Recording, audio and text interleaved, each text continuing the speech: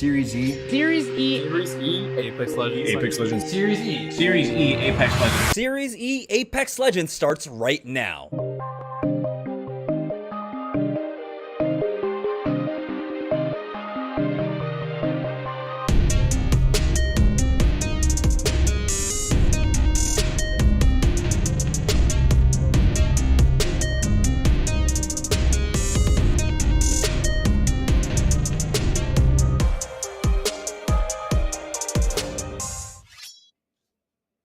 Hey, welcome guys. It is, of course, Rockstar Week here at Series E, so make sure you crack open a cold one with the boys, as we've got giveaways going on all night long if you don't have one. So make sure you're typing in !giveaway in the chat to win some of our awesome, excellent Rockstar Energy Drink giveaway prizes. So that'll be taking place all night long. Now, we do have to note that last night was the first time during one of our sponsored weeks that our sponsored week, our team didn't just show up. Rockstar had some difficulties, of course, playing in a lot of the zones where, Tom, they were gifted a lot of the zones there on the south side, and it just never really panned out for them. Yeah, we started the day with a Lava City zone, which is where they land. They ended up taking 17 points there. We had 2 or 3 Sorting Factory zones, and they weren't able to capitalize on that. And Sorting Factory should be one of the more basic zones for them, fairly easy rotate, but I still think that they have what it takes to have a big day today. Keep in mind, they tend to actually play better the better the lobby is. They play better on our pro days than they do on their open days, probably because they take it a little bit more seriously, a little bit more methodical. And I understand as a competitor what it's like to kind of play down to the competition, also rise up against the competition. I was always a type of player that felt like I played better against the better players that I was going up against and kind of rise to the occasion. So I expect Rockstar to have a big day today. Yeah, so we, of course, have 11 pro teams that are going to be joining us tonight. And the format changes a little bit from our open registration night. Well, we have 6 matches instead of the 8. And we do still have the $500 prize pool. First place getting $300 and second place getting $200.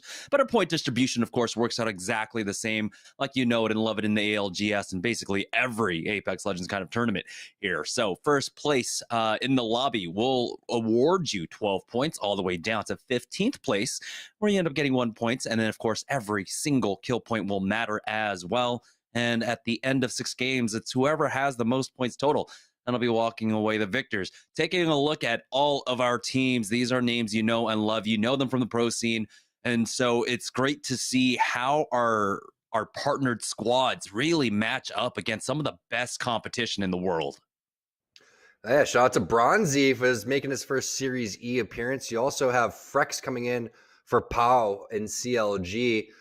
Keep in mind, you have Solafide at the bottom right, too. That's your SIZ team that's sitting in second place, right behind 2 Brains, 1 Controller in terms of our open cumulative points.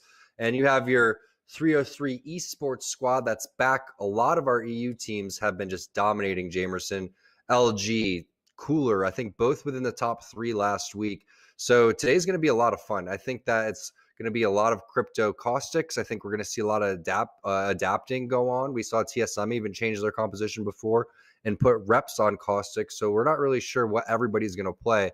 But one thing's for sure is they're going to have a lot of close games. No one's going to run away with 4 straight victories like yesterday when Team Razor did it. Yeah, it's definitely going to be a mixed bag of results here. As you were talking about, there's been a lot of adjustments, especially when it comes to the pro nights right now.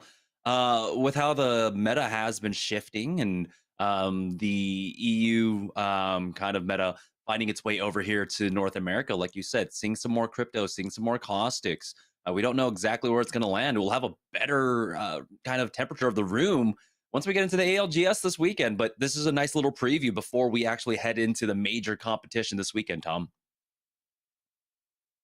Yeah, no doubt about it. Sorry, I was muted for a second while I was scoping out to see if we had any more subs. And you do have, I believe, E-Boy Ronnie out and Money in. So I think that he's going to be playing Wraith as well. We saw him yesterday during our open day, and he had a pretty solid Wraith, really good portals overall. And I don't even think E-Boy Ronnie was on Wraith the majority of the time. I think that he was switching back and forth between Gibby. So we got to keep tabs on what NPL is doing. We have the full team Pop-Tarts here too. So I'm looking forward to watching them all kind of play together. And Team Applejack showed a little bit of life yesterday throughout the end of their games, and maybe they're going to start off a little bit hot today. We were talking about yesterday how we want to see them be consistent, but it starts with their drops. They've been struggling on Fragment West hand side, having to deal with Na'Vi, having to deal with possible third parties for TSM. Third Impact comes in from behind a lot of times as well. Team Cheez-Its fighting directly behind them. So there's a lot of action on the north-hand side of the map.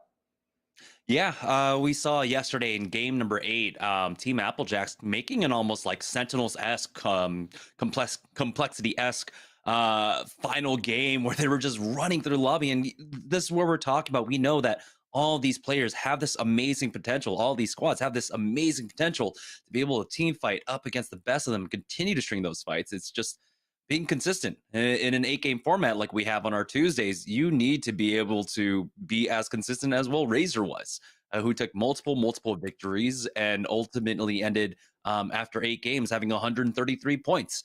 It's about having that kind of consistency. So we'll see what today actually brings for us. And again, like I said, I'm really excited to see the kind of compositions that a lot of our teams end up running, because it is a really good preview into the weekend. And here we are treated to some of the Mobile One high performance moments is from last night, and there were definitely plenty of them, Tom. We saw the first game, Dudes Light Out takes that one. Razor could have won, I believe, 6 out of our 8 games if they took that first game, which is absolutely insane. Meanwhile, Casper really pops off here towards the tail end of this one. If you guys missed this one yesterday, it was a great 1v1 between him and Aves. Aves ends up coming down and taking his entire shields down, and he gets a really quick armor swap and he completes the fight and turns it right back around with the Digi threat and with the caustic barrel. So spoiler alert, it's going to be Team Rice Krispies that wins this one. But it's great to see Casper back. It's great to see him playing at a really high level. But yesterday we thought Dudes Night Out was going to come out and put a good fight against Razor. We never expected Team Razor to win 4 games in a row, but they don't have Muffins today. And I feel like Muffins, again, is a great shot caller mixed with 2 players that are really individually skilled.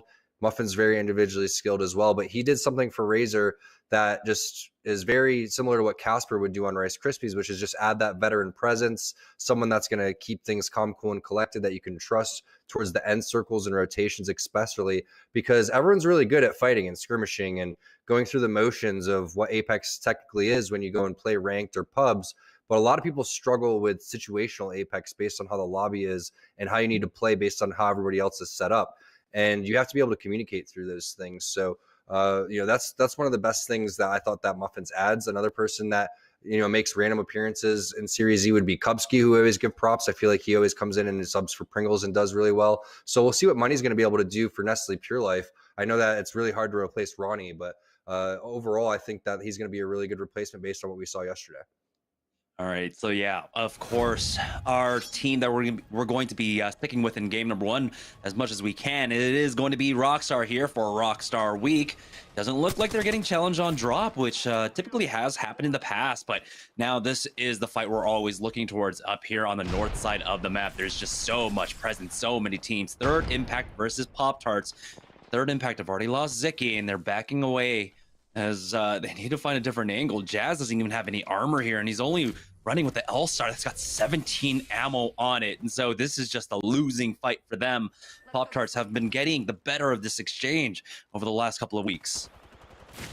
I think that all of the EU teams are going to be pleasantly surprised when they see that everyone's rocking Gibby instead of Caustic and NA, but this is a great start for Team Pop-Tarts. You have to be aware of what's going on behind you, though, because Team Cheez-It is most likely in the survey or refinery area and waiting to pounce on this. So you have to clean this up basically in the next 30 seconds here. Otherwise, it's going to be very tough.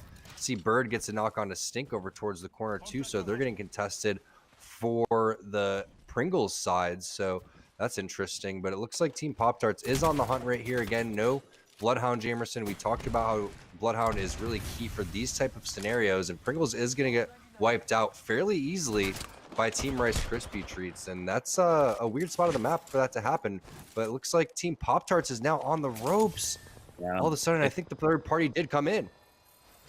That Cheez-It third party proving fruitful for Team Cheez-It at this point, as they were able to clean that up. Pop-Tarts, I believe they still have 1 player left remaining here. We're already down to 19 squads But yeah, you're talking about it. Of course, the adjustments coming out from all of our squads. Pringles changing up their drop location. They're going over to Overlook, of all places, when they do typically drop on the south side of the map. I wonder exactly why that is. But here it is, Cheez-Its already. Purple armor and the blue on Strictly. Mask is still sitting on that white. I'm surprised he wasn't able to get any kind of additional damage there in the early parts of this fight. They're trying to at least get himself the blue. But hey, they're going to grab the survey beacon for us. So let's go ahead and take a look at the map. And there it is. It's going to be a staging circle. So now the rotations are coming out from a lot of squads a little bit later than we would usually see a lot of our squads moving here. It's a minute before the zone starts closing, but it's just down to all the fighting that's taking place. Cooler changing up their drop spot as well, going all the way down here to the thermal station, as Nasky's already gotten the knock onto money. So NPL are in their sights right now. It looks like with Serdell on this gold, it's going to be so tough to deal with because he's going to be able to do exactly what the Wraith needs to: get in, add damage, get out, hit some quick heals, double back into the fight. Yuki, Nasky coming through. They already have the advantage here. There's no way they're going to lose this fight. Just going to take it methodically, hit some cells, and this is exactly what you need to do. A lot of other players would just charge right in there feeling too confident. The nades are being used. Let them use all their resources. You're literally in the very back corner of the map. There's no chance of getting third-partied. You can even use your resources here if you are Yuki and wanted to, because this is a pretty solid team. So they're going to realize white armors, digi-threats here, gas everywhere, taking down Bambino. It's exactly how you play this one if you're Cooler. Slow, methodical, easy cleanup for Team Cooler. Unfortunately for Nestle Pure Life, they're going to probably have to deal with them the rest of this time if they continue to land there. There's Applejacks with a great spot, but they're getting contested fast. Oh, Klein tried to go for the peak, but Kenny, as he tried to make the cross on to the train tracks, gets taken out of Team Intel that are right on top of them here. And we are definitely gilded in this server so far, seeing so many gold armors teams sitting on that for now. He ports his way on up forward aggressively with the EVA 8 out, almost gets a knock, and there we go. We'll be able to finish off Applejacks, now down to 17 squads. Teen has 3 kills to his name. 303 find themselves in a fight not too far off as well, as we have SIZ right on top of them. Asky's the first one to go down. So it's all up to Bambino and Paradise. Paradise taking the high ground angle. Doesn't like seeing that, hitting for that purple, but gets for the 92 once again with that spray. Has to reload on that Volt as he drops down to the low ground, but he goes all the way down, leaving Bambino by himself. So ZIN now here does have full control over the high ground. Will go for the full reset as the scans come out. They do have to play this cautiously. You know that a lot of teams are still in the area. I mean, we have Cooler that should be making their way on up from Thermal in just a moment, as well as Intel are continuing this fight. And so they were able to at least now make another push as they're trying to get into this building, but the defensive bombardment has gone down. So Hill, Tempest, and Teen will just back away for now. There it is, the third party coming in from Cooler onto ZIN. Zach is the first one to fall, but Naughty has traded back, and Humed will be the next one to go down. And it's all up to Naughty here, left in a 1v2, but Cooler won't be able to clean that one up and get the res onto Dell. What a great job by Cooler. Intel has to be careful. Teen's going to take a lot of damage here, but Intel has been playing so aggressive and extremely confident. This is the power of Caustic, though. He can lock down this building so well, and if you don't have grenades, you're not going to be able to really do anything. And the defensive bombardments were perfectly placed too. However, there's tons of loot here, and this high ground right on this bridge here is very, very useful. It's just a matter of, can you hold it for very long, especially with Watson meta being out. But I love the way that Teen is playing. He's playing extremely aggressive. I think yesterday playing as a 2-man really almost helped him with their confidence when they realized that they were winning fights just 2 versus 3. And now that you have Hill, especially on Gibraltar, as the best support character possible, they're going to be so much more confident going into these fights. And that's exactly what you saw from that portal from Teen, especially when they had the numbers too. So now we see TSM over towards the train side setting up. And we've seen them do this a couple times on these staging circles. They love to kind of hold this high ground and wait for opportunities, but we have to point out Snipe Down on Wraith. Hal busting out to Gibraltar. Yeah, how on Gibraltar? We had a lot of discussion about this, of course, last week as well, when we saw them try to make this compositional change, where we just thought, Snipe Down as just a fragger, really able to hold down angles, can really utilize that Gibraltar shield, but. TSM just trying to shake things up. And sometimes, you just have to try new things to see if you can find better success. As we're on board with, I gotta imagine it's 303 at this point, as they are scouting out the area for now. It is 303, and they are moving their way through the south side of the map, trying to find an isolated fight here on the south. It's Na'Vi. It looks like they got into a small little scuffle. They do have a team trapped in. Nesh going to go ahead and throw in the nades. There's another Caustic on the other side as he backs away from that one. One that needs to remind him that, of course, the passive works for enemy gas as well. But they have to slow things down as Nesh just gets cracked. He will pop that bat, and they're kind of stuck in this bowl here. Strafey is still up top, and so he's going to try and keep a scout out for any kind of third parties. But the longer this goes on, this might work to the detriment of both teams. It's CLG. I was on the opposite end of that gas, and they do survive and weather the storm for now. And yeah, the fight took too long, and so Na'Vi back away from this one. There's so many zones that end over here, and that's why you're seeing these top teams kind of posture, especially down towards the bottom. These zones even existed before staging was there, when it was Mirage and the little buildings that were down here. This is a great spot right where that zip line ends, right in the open, is most likely where this one will pull based on what we're seeing. Now, Team Liquid, you're going to see a different team composition coming through. Horizon for Nocturnal. Albarelli obviously rocking that Wraith. He's been playing so well. Unfortunately, doesn't have a mag on his R301, so he's probably going to try to get aggressive just so he can get a little bit better loot. This isn't the most ideal situation, especially with the EVA 8. You want to try to have a Mastiff here, but we saw what Teen was able to do with the EVA 8. It's extremely underrated. What do you think of the double shot, Jamerson? Are you an EVA 8 double shot person, or would you take the Mastiff any day? I hate it. I hate it so much. I don't even fall. And oh boy, there's the first knock coming out from TSM as they're making their way into this building. We saw other squads struggling here, but it's Reps. He does have that passive from the Caustic to work with. The Snipe Down is trying to secure this Thirst at the very least, and they will be able to get it. And so Team Razor are out here with 15 squads remaining, not able to make it into the placements, as it's now Team Liquid making their way on in. The nades come out. That does force them back off of this. We do have that gravity lift thrown inside of all places, surprisingly enough. Oh boy, the team tries to come out, and Nocturnal is gonna slay them all with the help of flanker there. Bowser and Noct to go down, and it's just Tech remaining. He does finally answer back, but Team Liquid mop them up, and now we're down to 14 squads.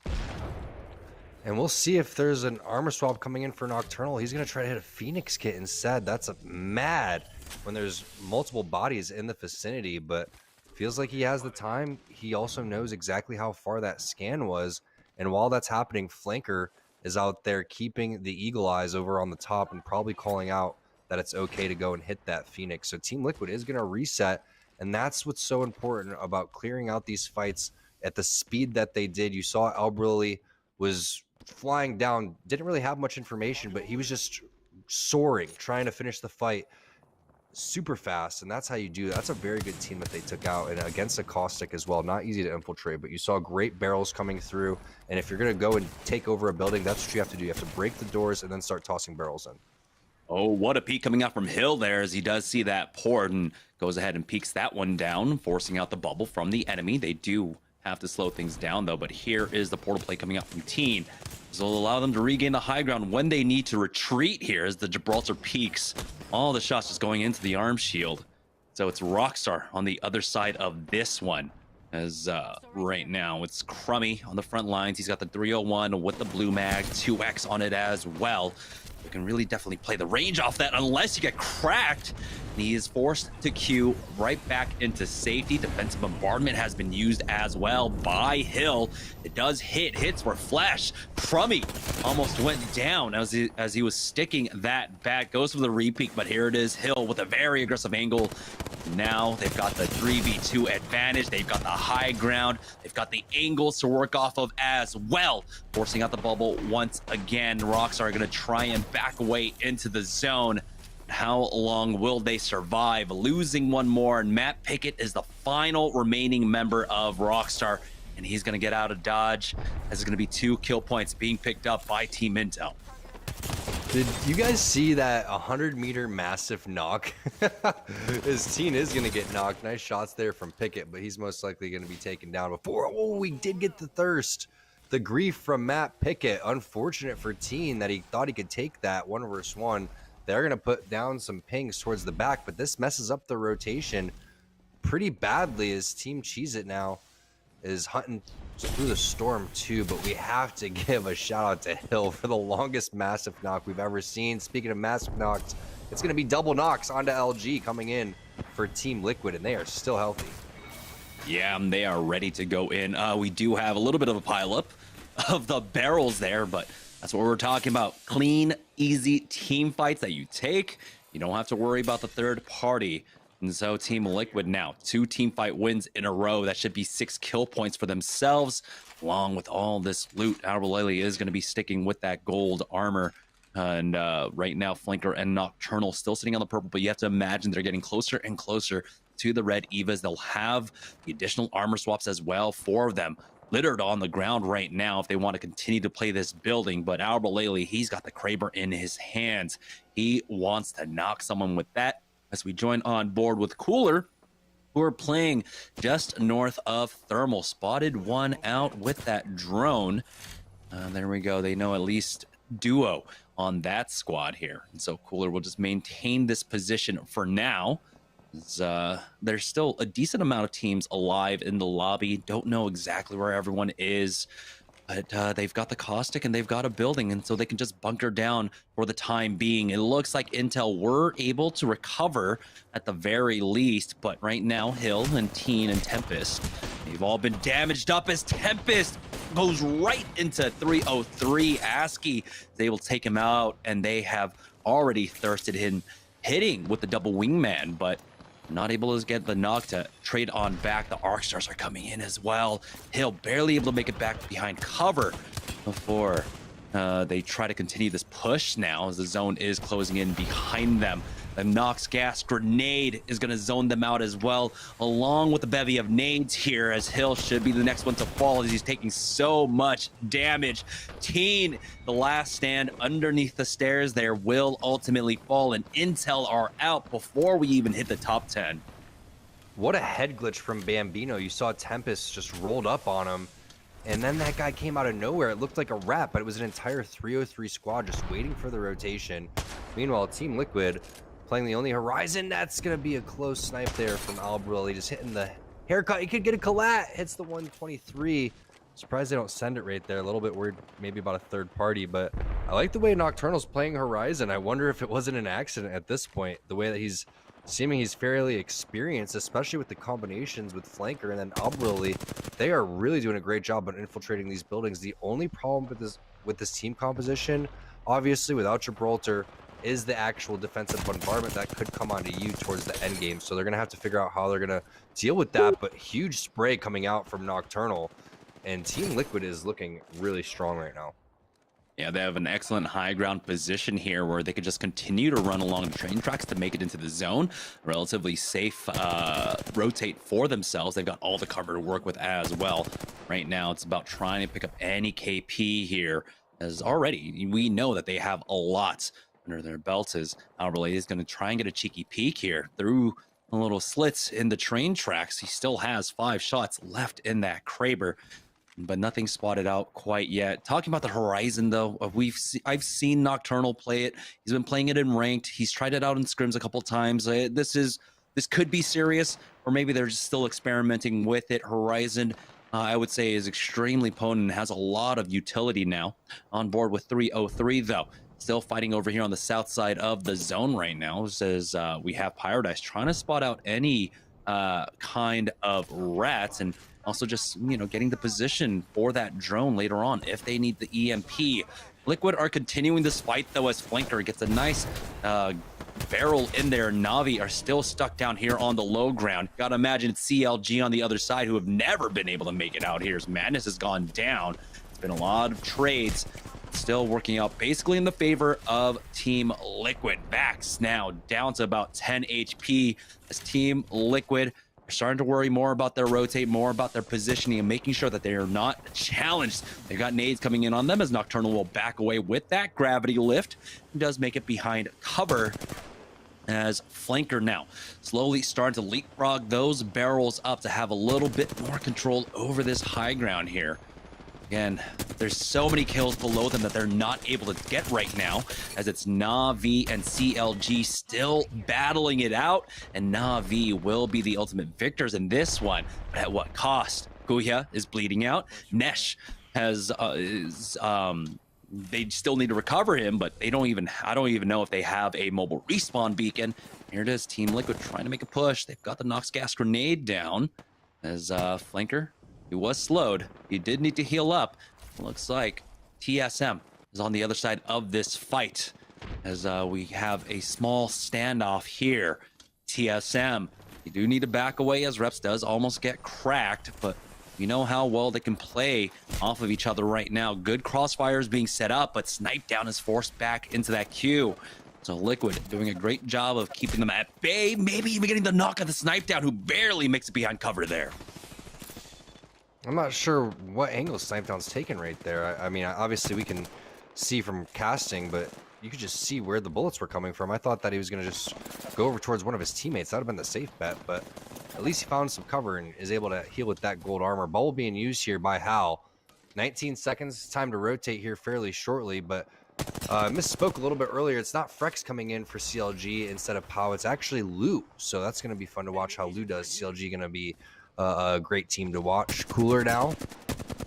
Great positioning here for them. You can see the zone on their way, and that's a nice zip line over towards the top, but they are not going to be in the zone, and they're going to have to dip out soon. Alberle with the portal. This is going to be a very explosive round number 5, but at the same time, round number 6 is going to be slow, so I want to see how many teams actually last through this. Yeah, where did Cooler come from at that point as the rotations are coming out now as Reps tries to get one last kill, but he is going to go down to the ring. TSM are out. Team Cheese It. We're a little bit silent there in the mid game, but now here we are in the late. You got the red on Mask and Strictly Hambino still sitting on the purples for now, but that's still decent here in the late game. We're down to 3 squads remaining, and it is the slow circle for the end here. Let's go ahead and swap between the other teams to see exactly what the positions are looking like. Spotting out one more. That might be Alberle there, and it is not actually. Team Liquid were able to port through that choke that TSM were holding at before. Cooler gets finished off, so it's going to be a full 3v3 now as Team Liquid. They're the ones with the caustic. They're the ones with the horizon, so they can go for a huge wombo combo. I would love to see if they can finish it off like that. This is going to be fun, and this is what I love about the current meta of Apex. We're seeing possible horizon being introduced in NA, especially if Nocturnal's going to be able to win this one, and Team Liquid does. They're going to continue to stick with this throughout. I just don't see how Crypto couldn't be a better option. Either way, Team Cheez It has the high ground, strictly playing this Pathfinder correct, and has some great shots. Going to get the knock there onto Nocturnal. Needs to hit a battery, though, throughout all of this, and he ends up getting knocked. So big mistake there from Strictly, even though they do get the initial knock. We'll see if Team Liquid can finish this off. It's a 2v2. They do not have a Gibraltar, so they do not have that fast res. So they're going to get aggressive off of this. Alberle drops down, and oh boy, they're going to stick the res. They do have the gold backpack, and so Nocturnal is right back into this one. The HP looking very even across the board here as Flanker goes for the repeat, hits with a massive, and here is the black hole keeping them contained. Mass will go down, and it's all up to Hambino, who's still stuck trying to climb up now. He's going to be left in a 1v2. Unfortunate here for Team Cheez It, never able to really take advantage of that initial knock they got onto Nocturnal. He drops down onto the low using that port as well, but Team Liquid can just fully reset, have full control over the high ground here, and here it is. Hambino's going to try and stick the res, but Nocturnal's going to try and interrupt that with it. With the Q, just interrupting them the entire time, slowly burning them down, and Team Liquid will take game number 1 of the night. Strictly was so close to pulling that off. Getting the high ground right there was genius. Just need to hit a battery if he had it. Maybe just fall back and heal. The caustic gas was very well placed. Team Liquid with a super fun game to watch on Horizon takes the dub. Yeah, and hopefully we'll be able to see a little bit more of that as we can see the potency of Horizon, the mobility she offers, and Nocturnal looks like an absolute natural on her. We're going to go ahead and take a short break, but when we get back, we'll have game number 2 of Series E, so don't go anywhere, guys. We'll be right back. Hi, I'm Matt Pickett. I play Apex Legends for Team Rockstar. My favorite Rockstar is definitely the punched flavor. Why do you ask? Because it's absolutely delicious.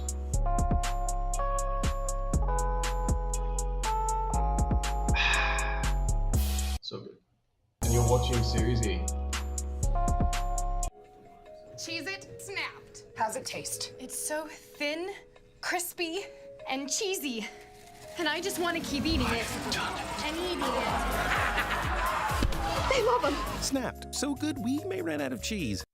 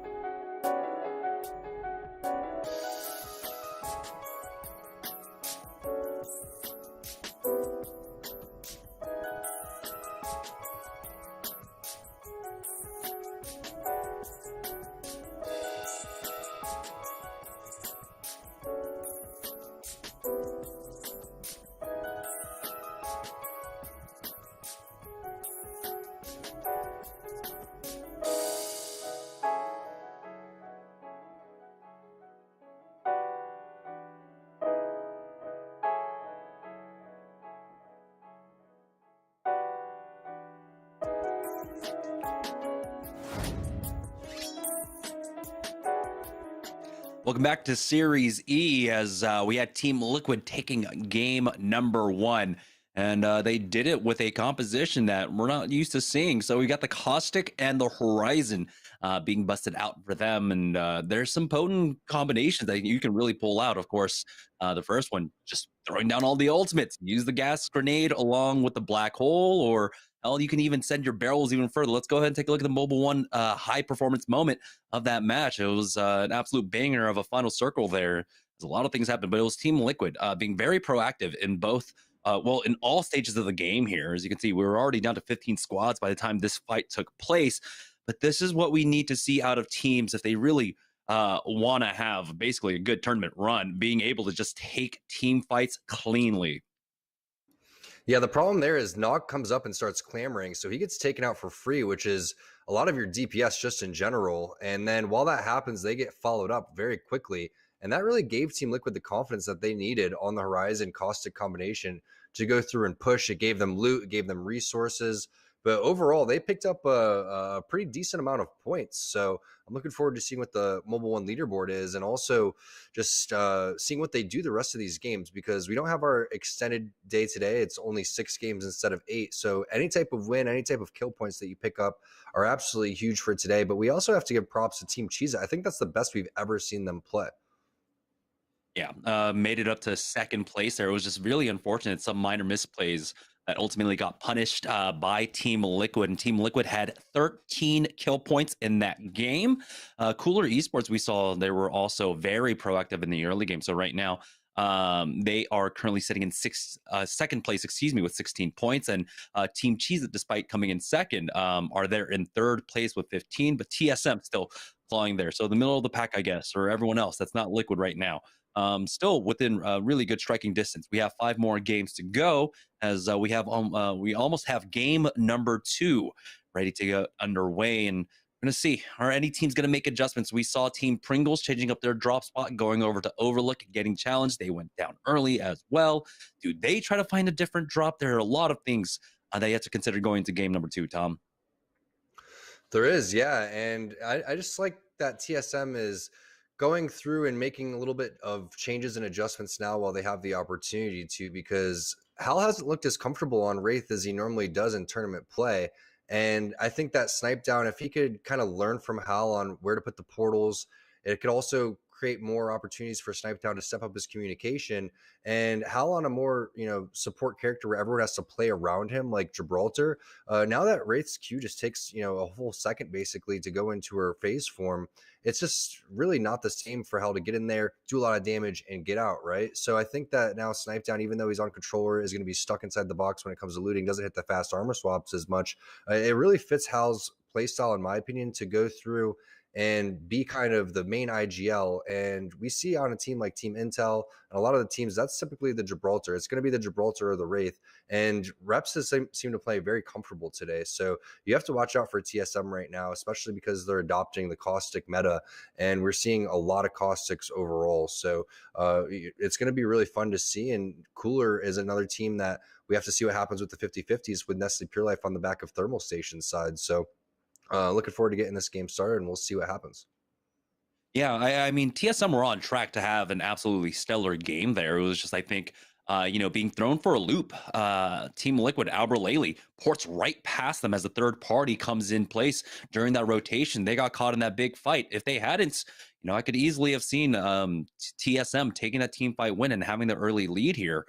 And actually ultimately winning game number 1, but it was Team Liquid were able to make it, get the Horizon and the Caustic into the late game. We saw the effects of the black hole, how if you don't have mobility to get out of it, you're just absolutely stuck into Gibraltar. Of course, the long cooldown on the bubble makes it very detrimental, makes you very vulnerable in that. But we're taking a look at Team Rice Krispies here, as we're seeing them, of course, also coming up with some changes throughout the last couple of weeks.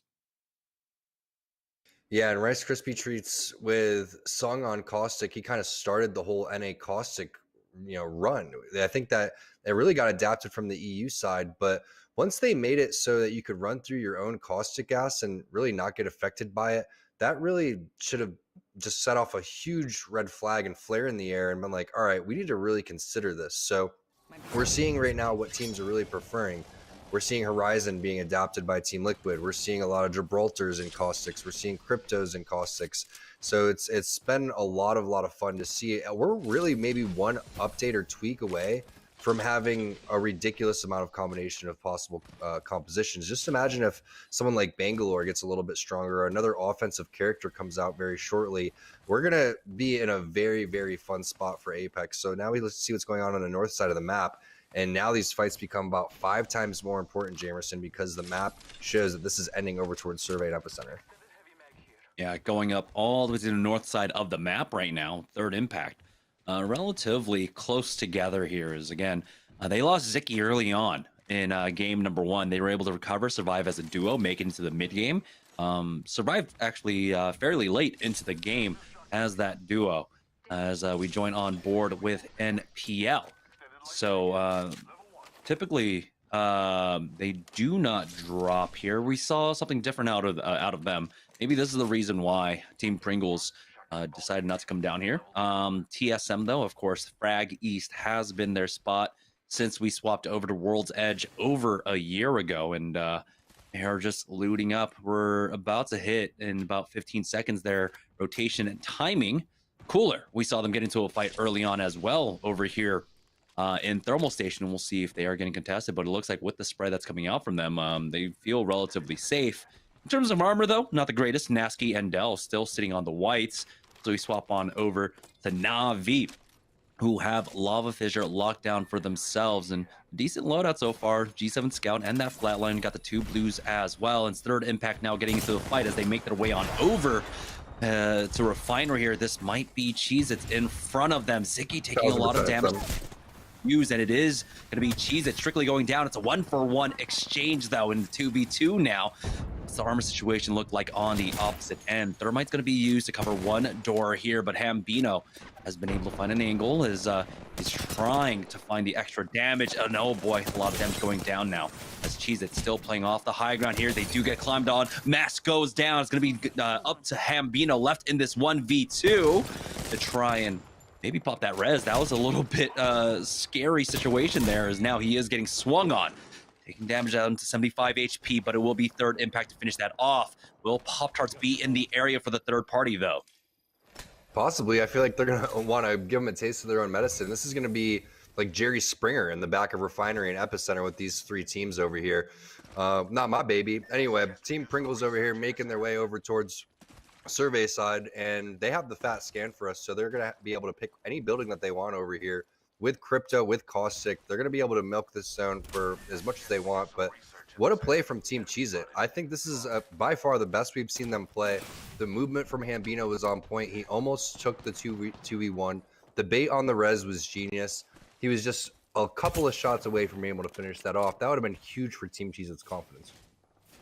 2 brains, 1 controller. We know they are the masters of macro, as they're going to hold down the platform, as Pringles have made the rotation in. And so it looks like they were able to get a lot of loot over, I'd imagine, with the timing from Overlook here, as they are going to hold down a building in Survey Camp right now. But 2 purples and the blue, that's some nice drop loot for themselves, as they do have a team occupying a building just across the way from them right now. As we've got another fight. Na'Vi taking out one and instantly getting the thirst as well.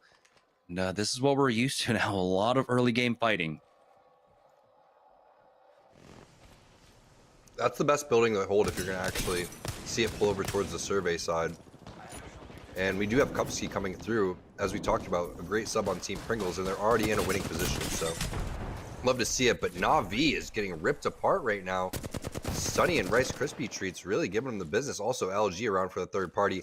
Anytime that you're fighting in these chokes, especially towards this tunnel, there are a ton of teams coming through. I wouldn't be surprised if TSM is even coming with their fragment rotation and wants to get involved. Yeah, we're seeing the Loba being used, and we saw some of that last week as well. Here's CLG, though, as they have a relatively fast rotate priority on this zone. They got the beacon building locked down for themselves. They do have the beacon up there as well. This one's a little bit harder to be able to use without the Gibraltar, of course, as for now, They will just maintain control of the building. I believe we had, of course, a team on the platform just to their east. You saw the shots coming in through the garage area as well. See how long they can hold this down for. It's difficult if you can't control the high ground here and make sure that teams don't push this building. As you can see, they're already dropping the armors just in case. They know that 2 brains, 1 controller on the other side with that crypto. EMPs can come out at any time to try and grief them. You can see the armors for Solafide not looking good, but they are in a prime position, and you see pings going down towards the top respawn beacon, which we've seen the zone up there 1,000 times if you watch competitive Apex. CLG, one of the best teams at holding that down, but we saw CLG going in with that third party over towards the side. Team Intel, they're going and getting involved too. They heard the shots over here. It's going to be like the never-ending fight over here in this corner. But if you're in Survey right now, you're in a top 5, top 7 position easily. It's so tough just to get in over there. But a lot of the experienced players will hold down that beacon building because you have 2 or 3 different options to rotate. If you can control the bridge area, you're going to be looking good, but Stunny gets ripped apart. That's going to be LG with the rat play in the tunnel. Oh man, the lurk getting them 1 kill right now. Stunny will get thirsted off in just a moment here, as looks like maybe they have to throw another push coming up from behind them. So the nades do go down, and it's Intel that are trying to make their way on in. Here comes the EMP along with the Nox gas grenade. They've done a lot. Now they're getting slowed down themselves. Hill forced to use the bubble for himself, so they do get that fast heal off of that. They will be able to secure the knock and the kill onto Ron. So Intel are able to really take advantage of that. But again, they don't want to get too aggressive here. There's still a lot of squads alive. And oh boy, Rugby answers back, getting the knock onto Tempest. And they've already used their bubble. It's not going to come up for another few seconds here, as Hill will go ahead and hold the angle to make sure that they're able to get Tempest back on up. The counter scan comes out from the other side as Hill is getting chewed up. Rugby with another knock, and he is just a one-man. Is he right now? Are you kidding me? Huge.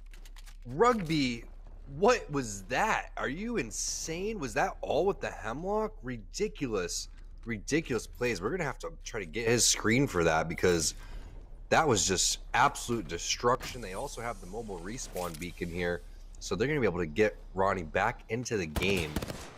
Insane plays there from Rugby. Rockstar is gonna play this hill and the high ground, which isn't a bad play, but the question is how many teams are actually in Survey right now? Is every single building taken?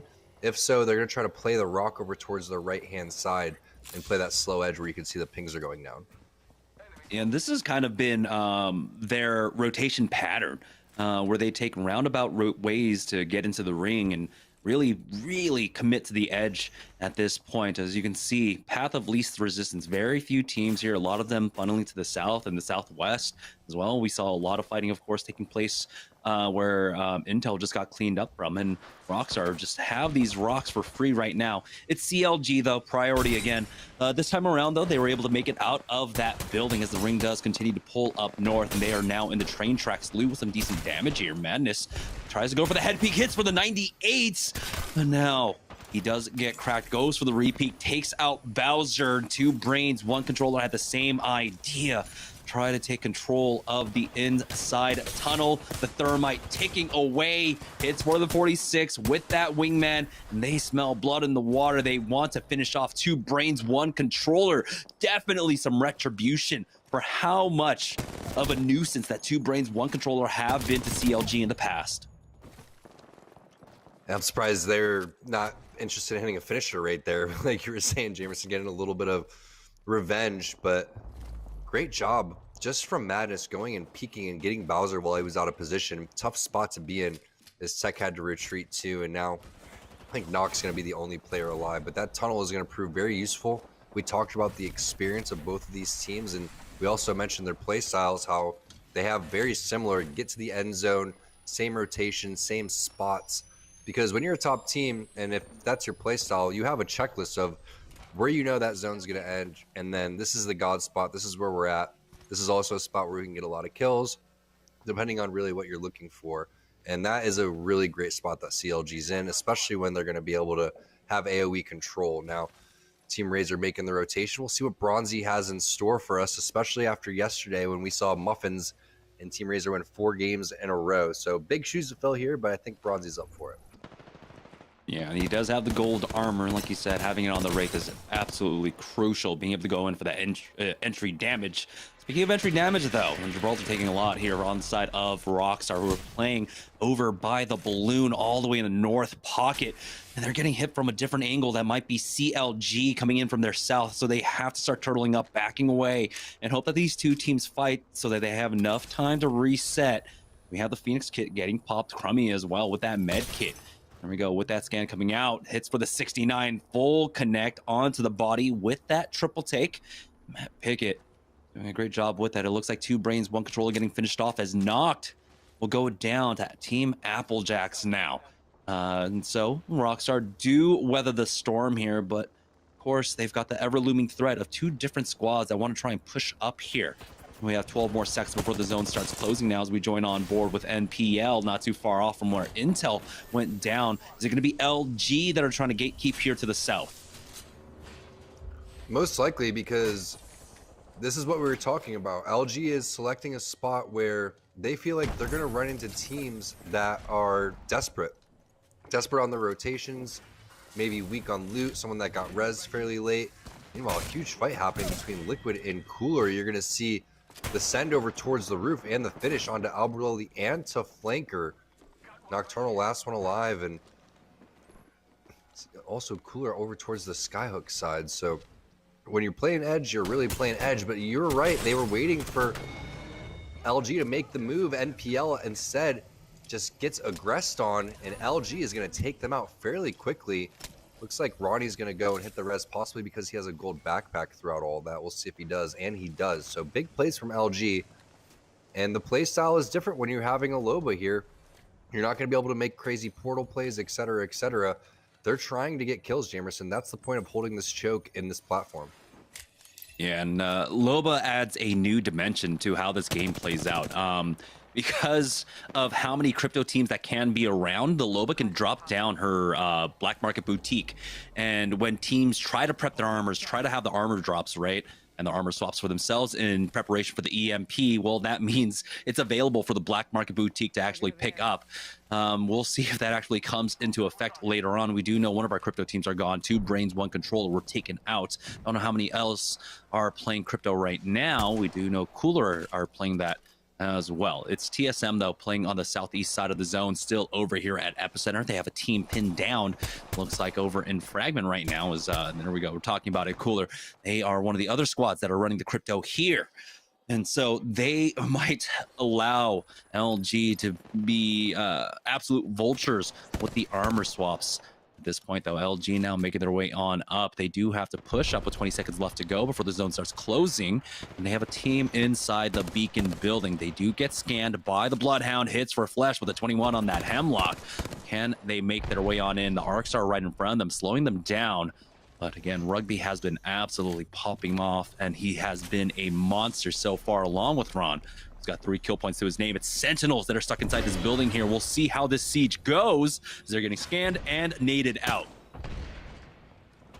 It's very important for Sentinels to win this because they're doing the same thing LG did. They're holding this to try to gatekeep. They're trying to get kills, and they know this building is going to present that type of opportunity. Rugby gets bounced out of there like a ping pong ball and has to go and hit a battery, but look at the way they're infiltrating into this building. This is genius. With the digital threat as well, they're going to be able to get a couple of barrels in, and it's going to connect. Sentinel's going to be on the ropes as they are going to be losing this bubble here very shortly. Good Arcstar is going to push them out temporarily, but the way that LG is playing this with the barrels is very deadly. We do have the defensive bombardment going down as Ron will go ahead and use that black market boutique. Will there be armor swaps for them? Will they pull that out, or do they just pick up more nades to try and continue the siege? Right now, though, Sentinels can take their time. They have lost 1. Crust has gone down throughout all of that. They're taking so much damage. Here's Razor trying to get very aggressive on this. Actually made their way all the way over to that train platform, as it looks like a lot of fights are taking place as Rice Krispies are taking out Yuki. Here it is, Bronzy going in, but they do have to worry about the threat of the third party. It's just Bronzy by himself currently. Mercy and Silly Snail 57 can, of course, push up whatever they want, but Shrek comes in as the knock onto Bronzy. And we'll see if he can take the port back, and he will. And they've got the barrel as well, along with the bubble res. But they're going to elect to just stick that res here. And Bronzy now forced to use that Phoenix kit. They do survive for now. Really nice plays coming in from Bronzy. Pop-Tarts on the ropes. Cooler going to get aggressive over towards the side. We saw them take out Liquid a little bit earlier. Now it's up to Fat Fruit Ninja, and he's not going to be able to pull this off in a 3 versus 1 scenario. Gonna have, looks like CLG get involved too. Lou gonna get the knock. It's gonna be the finish too onto Fat Fruit Ninja. Rez gonna come through onto Yuki. We'll see if CLG is gonna continue to push this with a couple grenades very shortly. Looks like they're gonna dip out and just take the maybe one kill and 1 knock that they got throughout all of that. So smart play by CLG. They have bigger fish to fry. They have to worry about the rotation in 20 seconds.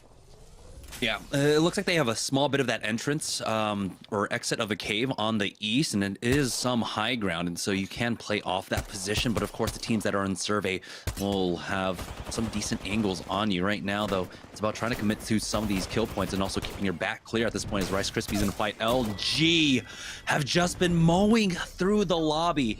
Just before this fight, remember, they did take out Sentinels. Ron does have to reconnect with his squad as they do stick that res, but it's going to be the re-knock as CLG have come down here opportunistically, picking that one up. Ron has gone down as well.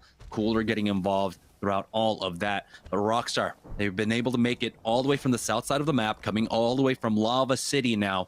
They're in the complete north part of this ring, as they are set up pretty decently here to be able to play off this position.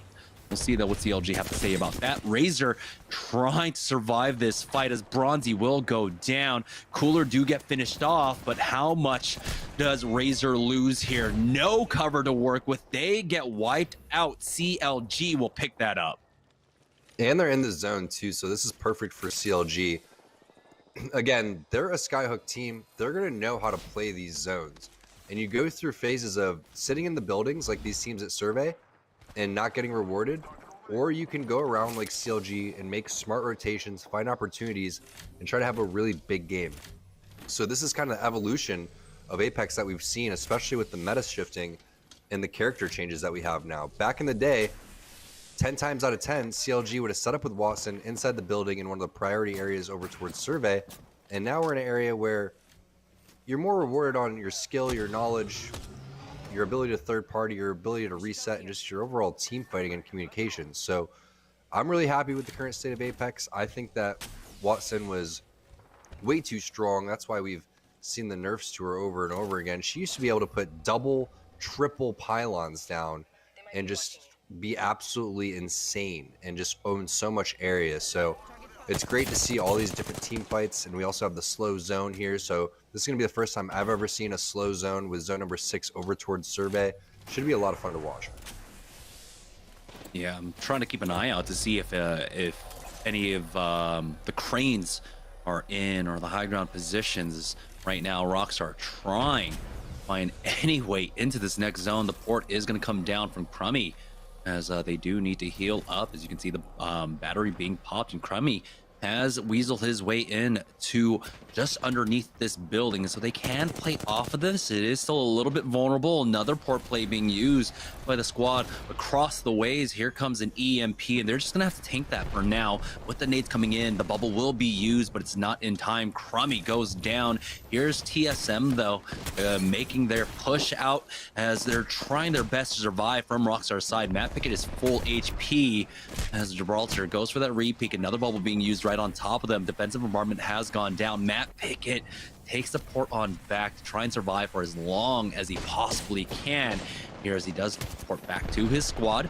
Now we'll play off of the knockdown shield here as CLG are cleaning up TSM. Imperial Hell does get thirsted. Madness will take out reps as well. It's all up to Snipe Down, I believe, left in that squad now, as Rockstar does go down. We're down to 6 squads remaining, as I believe Pringles are coming in and getting involved in this fight as well. But it's CLG absolutely healthy after all of that mad scramble here. And it's going to be the slow circle you asked for, Tom. We're going to see it in just another 40 seconds. Oh, Pickett gets spotted out, and I was going to say the problem with him is he can't scan right now, otherwise that's going to give his position away. Team Pringles is going to have one player lag out. Hopefully he can get back in the next 30 seconds. He is blocking the door and inside of his drone, so that's pretty funny throughout all of that. But this is what we were talking about, Jamerson. Kubsky is so great at picking where to go, and this is one of the best buildings to go for. So this is the play style that you have to get rewarded for, because you look at a team like CLG. If CLG gets taken out in 4th place, and if Pringles wins, they're going to have very similar points. But if CLG wins and Pringles gets taken out first, all of that was almost for, what, 6 or 7 points just to sit in that winning building for so long. So we'll see what happens here, and if CLG can pull this one off.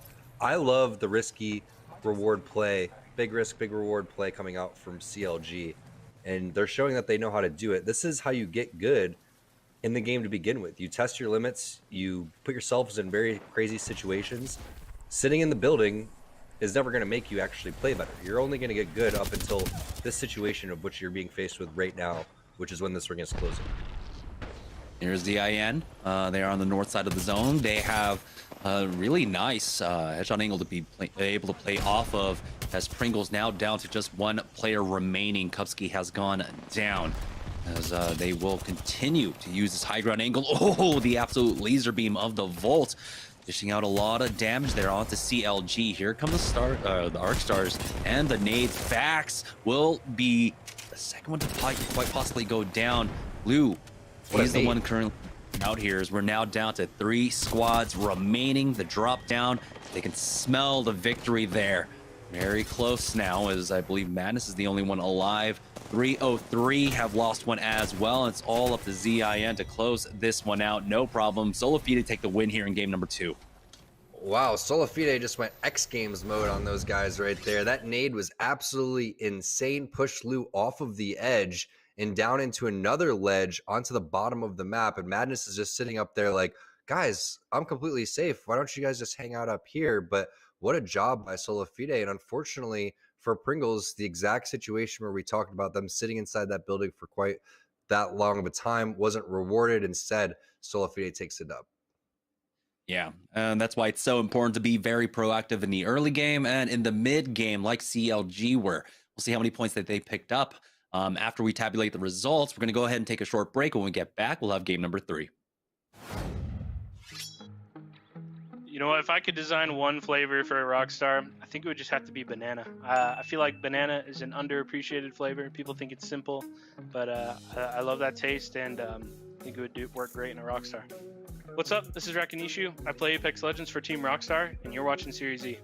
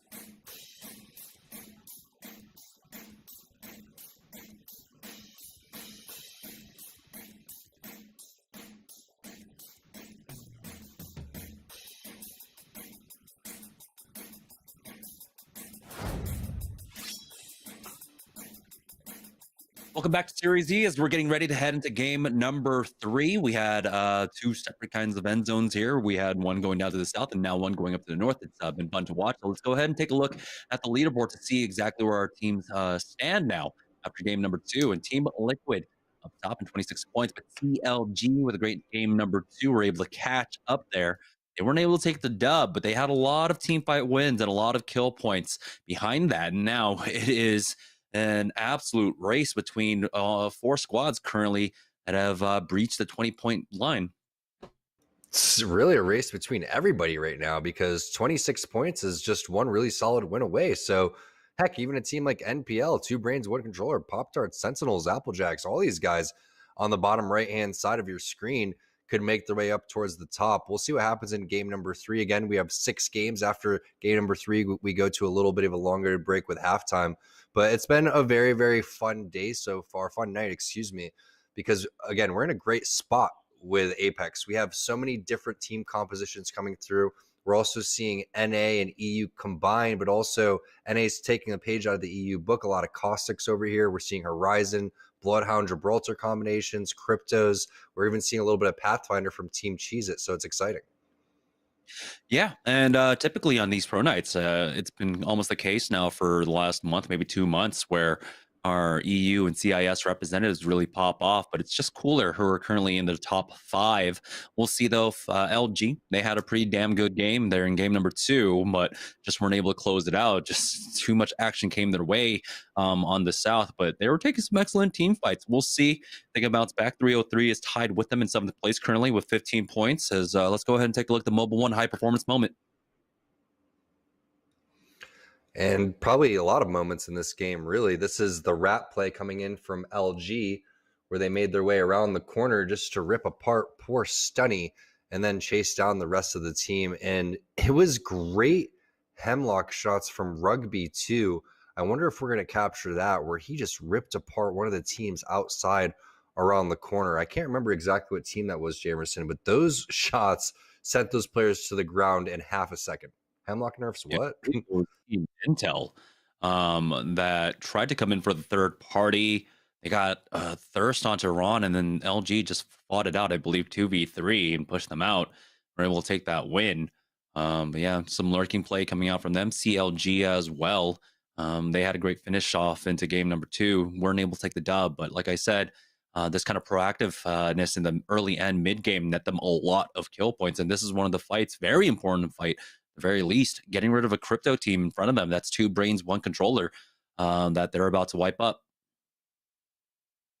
And you could see Madness hitting that 98 really turn the tides of this fight, because there was a decent amount of angles being taken, but the problem is Bowser was the furthest person up instead of Nox. So once that happened, everybody started to bail. Tech started to run, Nox started to run. You know that you can't win the 2 versus 3 at that point. You can't leave your most, I guess, you're playing with the least movement, basically, sitting by himself. So what happens there was, it was great grenade placement from CLG to split them up in the first place. And you saw that nade that not only did damage towards Tech on the left-hand side, but it also pushed Bowser towards CLG. And once that happened, the rest of 2 Brains, 1 Controller needed to push there and really guard Bowser and communicate that, hey, whatever we do now, we have to full send, try to get a knock here. If we're running away, we're not going to survive against a team like CLG. So that was just great by CLG. And we saw them pick up more and more kills as the game went on. They rotated through and they ended the game with just really solid positioning overall. And there's nothing that you can do when Madness is playing that well. When he's going up and hitting a quick clamor, hitting you for 100, backing down, you're not even expecting it. And he's taking such great angles that your teammates can't even help you. So I feel like a lot of CLG's success, while it is a team game, comes down to Madness, who's probably playing one of the strongest Wraiths right now out of anybody that we have in all of Apex and NA. Yeah, and that definitely helped them there. In game number 2, we're taking a look at Team Pringles. As they have a lot of fill-ins for today. I don't know exactly what's going on for them. Here on Pro Night, you definitely need to bring your A game, and having 2 fill-ins, basically just what is it, just Flashpoint at this point as playing for them. It's kind of surprising development. Yeah, Pringles. It's the new wave, right? It's coming soon to stores near you. Maybe it's online orders only. Start putting in your pre-orders now. But we'll see. They have good replacements. You got to go and give credit to Kubski. Kubski is such a great player, and they have been getting contested over towards this Overlook side, which is the hot spot. So we continue to have tons of action on this north side. There's third parties happening over towards Refinery and Epicenter between Cheez-Its, Pop-Tarts and Third Impact, and then there's multiple fights happening for Overlook on the Pringles side, but it looks like they should be fairly safe based on how they're spreading out. Yeah, they do have the beacon, which is surprising here. Casellas is actually dropping on top of the beacon here. Generally, it's going to be your Bloodhound that gets up there and hits that immediately. Tell him, Jamerson. Tell him. Yeah, decent so far, decent loadout so far. Casellas already got the blue. So hopefully as soon as they grab that beacon, we can take a look at the map. It is a very unorthodox route because that's what we're talking about with Kubski. He's so efficient that you have to take those things into consideration. It makes sense for the Bloodhound to land onto the beacon. He's going to hit the very fast scan for us. Wow, another staging thermal side one. So who is taking the thermal side? Great armorist towards the bottom middle. I'm not sure if it's always like that, but wow, Two Brains one controller are going to love what they see. Who is landing over towards the thermal side that fought? It was Nestle Pure Life and somebody else. I can't remember who. Yeah, it was Cooler. It was Cooler. Yeah. And then Nestle Pure Life changed it up in game number 2, so they're not fighting off drop anymore at thermal. But yeah, they are Two Brains, One Controller are definitely happy with seeing this circle. They are fast on the rotate, as you can see. It was less than 2 minutes there, and they're already on the rotate to try and find the spot that they want to play off of. The pings do come down. They're pinging for that choke, it looks like. But it's Team Pop-Tarts that are getting sieged. Currently, nades going down on top of them. They're stuck on top of the tower here with only white armors. Spitfire, Eva 8, Flatline, Eva 8. So they can definitely fight here, but we'll see if Third Impact want to try and commit onto this, or if they pull away, because the zone is pulling away quite far from this spot. What is Fat Fruit Ninja doing? If you're wondering where they are, just back off and get into your drone, and you'll be able to know where they are. So just crouch right here in the corner, anywhere where your teammates can help you. If you get shot, Blade's going to go and throw it down, but you could easily, if you want to fight this and there's anywhere, if you're curious about it, just go for it. Hop on your drone and fly around, but you can't, there it is. You cannot take the fight because you're going to end up getting third party. Now that they see this team flying over towards the side, they don't have to be as worried. If there is a team directly below them, now would be the time to take that fight. You could clear this out by the time that team gets over to the side, and you can't even assume that that's the only team next to you. There's probably multiple teams behind you from the fragment side as well. Yeah, the drone only showing on the banners, I believe, within 100 meters. And 100 meters gets closed incredibly quickly. Intel, ooh, able to gobble up a free purple that was just left there. Cooler. Don't know how that got past them, unless Cooler are all purpled out as well. Joining on board with Na'Vi, who they have made their way to try and play over at the choke. We saw Two Brains, One Controller, I believe, pinging that as well. But it's Na'Vi who are already in position, setting up the caustic barrels for themselves. This spot can be extremely potent to try and find kill points. We'll see if the mid-game bears fruit for them. Intel, though, oh no, LG. Rugby once again getting the knock onto Tempest, and we'll see if they can recover him. But they're right next door, just playing neighbors as Rugby, took a lot of damage, does back away, and they do get the thirst onto Tempest.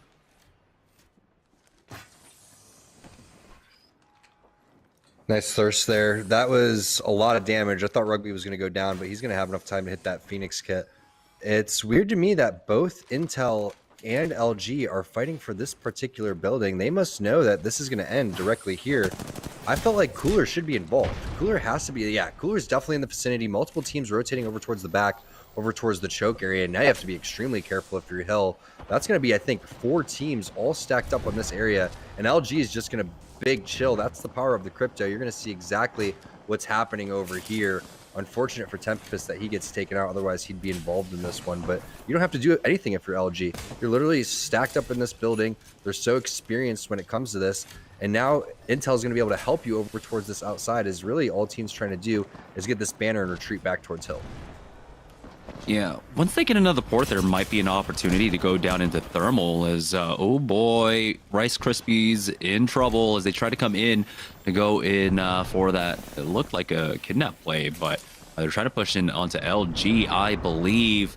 One going down already. LG being able to hold this position extremely well. EMP is going to get popped as well.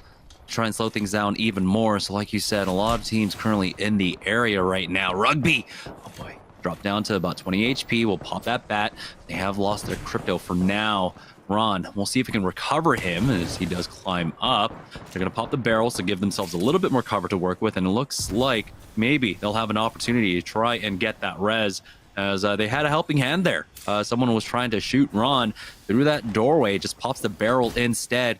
Rugby's going to be able to knock him into place, and Rice Krispies are going to continue to try and make this push, but Ron holding the stairs, gets the knock onto Stunny, and that will be Rugby getting the res. Look at these plays from LG. While that happened, Pringles was taken out by TSM. You also have Senox getting a knock onto Razor, but really great job by LG, and also Intel still in the vicinity. Has to be careful, but there was a lot of different fights. Third Impact was fighting throughout all of that against Team Pop-Tarts. I think they finished them off. And then again, Team Pringles falling too. So 2 of our partner teams going to drop, and also Razor on the ropes right here. 3 of our partner teams, excuse me, because Rice Krispies throughout all that was taken down too. So now Mercy only having to heal back up over here. Doesn't probably have a med kit. That's why he hasn't hit anything quite yet. Mainly just syringes. And there's a lot of nades coming through. So he's going to have to get that bubble back up ASAP. No caustic barrels, unfortunately, either. So this little gas in front of them is the only thing stopping the other team from pushing into this building. Most likely a third party going to come here too. And they're not even in a priority spot. So it's such a tough spot for Razor to get out of. They do buy enough time for the reset. Mercy only does heal all the way up to full. That's not saying much, though, because they're still sitting on the purple armor. Bronzy, a lot of damage there, as now he is forced to use a bat. And like you said, this is not a priority spot. You're just kind of stuck there down in the dumps, and we'll see if they can get out of here. But how many teams can you imagine are actually in the area? You have to think that a lot of teams already worked their way on over towards the hot springs. As it looks like it was Team Sentinels that tried to come in and send it on them, but another squad has come out to thwart this push. They make their way underneath the bridge, underneath the train tracks, so they get scanned up as well. Here's Retzi, though, going for a risky play, trying to climb up. You can see the team have already spotted them out, try to shoot them down, but Retzi has made his way up top to be able to play off this tunnel. But it looks like, yeah, they have to give up that push on to the squad that was stuck inside the building. Intel versus LG, round number 2 taking place currently. LG, they've already lost out 1. The EMP was used as well, I believe. Nesh Navi finally poking their head out from the choke to their north, as the res will come out from Ron. Rugby just playing the sentry for his squad, making sure no one pushes them. Rugby, great minds think alike. My R9 looks exactly the same exact Pred logo, same exact skin. Also a big fan of that sight too. Look at the spray coming through, 105, and also connecting a lot of those EVA 8 shots with the purple bolt. Gonna elect to take down the Phoenix kit here, but poor Intel has been taken out as well. So that's 4 of our 9 partnered teams already spectating here as we see what's going on with this building next to them. And this is, again, has to be where the zone is ending. I don't think that multiple teams would go and try to set up here. They would try to be pushing a little bit more towards thermal. We haven't seen what Team Cooler is doing quite yet, as Solafides made their way over here. If we could eventually, once this action slows down, which it may never, we have to see what Cooler has elected to pick, because they are going to have a lot of zone knowledge too. So they're predicting that it's going to go right here, which is another good ending spot, giving them both options where they could push a little bit further into thermal. They're also in distance to hit that scan over towards the donut building on the side. So Cooler really living it up over here. Yeah, we'll see if they can. Of course, they do have the crypto, so grabbing the next scan after this one closes is going to be extremely easy for them now. As Nasky keeping an eye out on the circle building to their east to see if anyone takes residence up there. And you can see now all the teams starting to converge on the ring. We do have a few on the outskirts, so there might be a fight in train fairly shortly here. But we'll see how that develops. right now. Cooler. Not much else for them to do. You don't really have teams coming in from the south here. And so a lot of the action will be taking place just to the north of them on the other side of that lava river. But here it is, Rockstar. Like I said, they have been tending to go for these really roundabout rotations and try to rotate in the way where, in a manner where they're going to run into the least amount of teams possible. And so they have been able to make it in, and this just might be where the circle ends. Smart job by Rockstar getting into a priority position, unlike Razor, who stuck over Harvester. And when we saw the mini map, it looked like 3 or 4 teams were just on top of one another, waiting to third party each other on that side of the map. But a lot of teams coexisting over here. Expect teams to make their way over towards top and bottom, middle. Now the rotation from the back thermal side from the team most likely that made a tree rotation out of Sorting Factory is going to get spotted out. See the scans coming in from our boy Matt Pickett. He also has the Digi threat, so if he runs into any caustic gas along the way, he's going to be in a great spot. But a very aggressive Q coming in, and also a possible EMP. That's going to be a failed kidnap attempt. We've seen that a couple times, but please someone kill the drone. I was getting a little anxious to see if they're going to get EMP'd, but no, just a little kidnap attempt, and that team's going to back off. Like you said, there is a high possibility that it ends here. SIZ Solafide sending it on to LG and gets Ron and the finish. Yeah, TSM are in the area as well. So just again, so much attention has been pulled on over to these buildings. It's been one new lease after another as, oh boy, CLG, they do take out Snipe down. We'll see if they can really take advantage of that for now as Third Impact are getting into a fight up against 2 brains, 1 controller, over here by Train. And this is the fight that we're looking at or talking about a little bit ago, and Tech does get finished off. 2 brains, 1 controller, characteristically in a position where generally they wouldn't really be. This is surprisingly enough to see Tech going down here as Third Impact are trying to go for the scans and do have the barrels getting popped along with a Nox gas grenade, but they do have the barrel, or excuse me, the bubble down. Give them some cover, allow them the windows to go in and throw in those nades. No damage connecting quite yet, as, oh boy, they might have overstayed their welcome there. Bowser got the knock, and there we go. They finished them off. 2 brains, 1 controller are out. Nice job by Bowser, at least getting a knock there, showing he could hang as Caustic in that type of scenario. And that was just 1 player, so just imagine if the rest of his team is there. Obviously, they wouldn't have played as aggressive if that was the case. But Nocturnal on the horizon, coming through with his boy Flanker, trying to land the Wombo combo. Sees takes so much damage. This is CLG in the area. Madness going to pop the Q, get back to safety inside of the building, and Lou going to take an outside angle here with the triple take and the gold 410. See if he can connect. He also is going to be able to get that thermal vision through that caustic gas with the 410, so that's going to be very useful for him. Madness still on the outside. It's triple take central over here for Team Liquid. And he is just hitting shots left and right. 69 there on the last one. But as he gets cracked, he has gone down. Lou picks that one up, and now they're going to get aggressive off of this. But Lou is burning down to the thermite. The last tick does not bring him down. The scan comes out from Vax. They are now on the retreat. This might be the opportunity for Team Liquid to be able to get the res onto Nocturnal, as the port is going to be used by Abrolele to get him safely inside here. And so with CLG retreating, they will be able to get him up. But here comes another team. You have to imagine Arcstar's coming in. It's Flanker climbing on the walls to try and stay alive, but oh boy, Nocturnal, the port went down. EMP comes out on top of them. CLG now coming in for a second pass here to come in for the third party. Zicky is the one that goes down. It looks like it was Third Impact to try to come in for the third party. It's going to be the second res for Nocturnal as Vax try and make his way into the building here to try and cover that res, but it looks like they are safe as the right Q actually going to give CLG Mona pause and not able to push in quite yet. Drop down his nothing. Okay, so it looks like CLG will have to back away once again. Oh my god, that was so funny watching Vaxlon try to get into the door, and then the gravity lift comes through. Flanker sends his barrel into the gravity lift.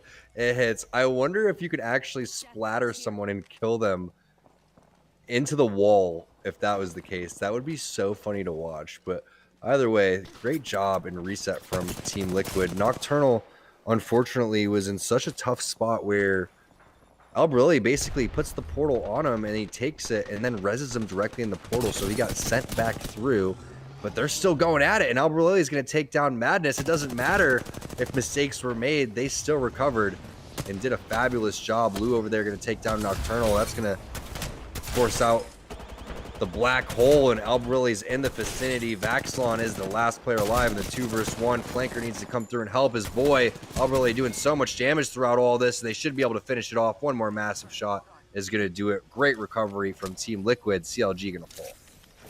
Yeah, CLG were not expecting that flank. Saw so much damage going down. Madness basically got one clip there. We're down to 14 squads as the ring does continue to pull down to the south. So teams like Cooler, teams like Rockstar are happy that they made this decision. So far as Na'Vi were trying to make their way in from that choke, they are getting punished. Nesh is the only one alive for them as they got picked apart by a combination of Cooler and ZIN. Cooler still playing here on the low ground, using the ranged weapons, the 3X on the Hemlock, the 3X on the G7 Scouts. They're picking up much needed kill points here. Rockstar still playing the circle building for now, and they're happy with it for the time being, but they do have some visitors at the door as it's a standoff between the Gibraltar so far through the window. Be interested to see if he's going to chuck this arc star here.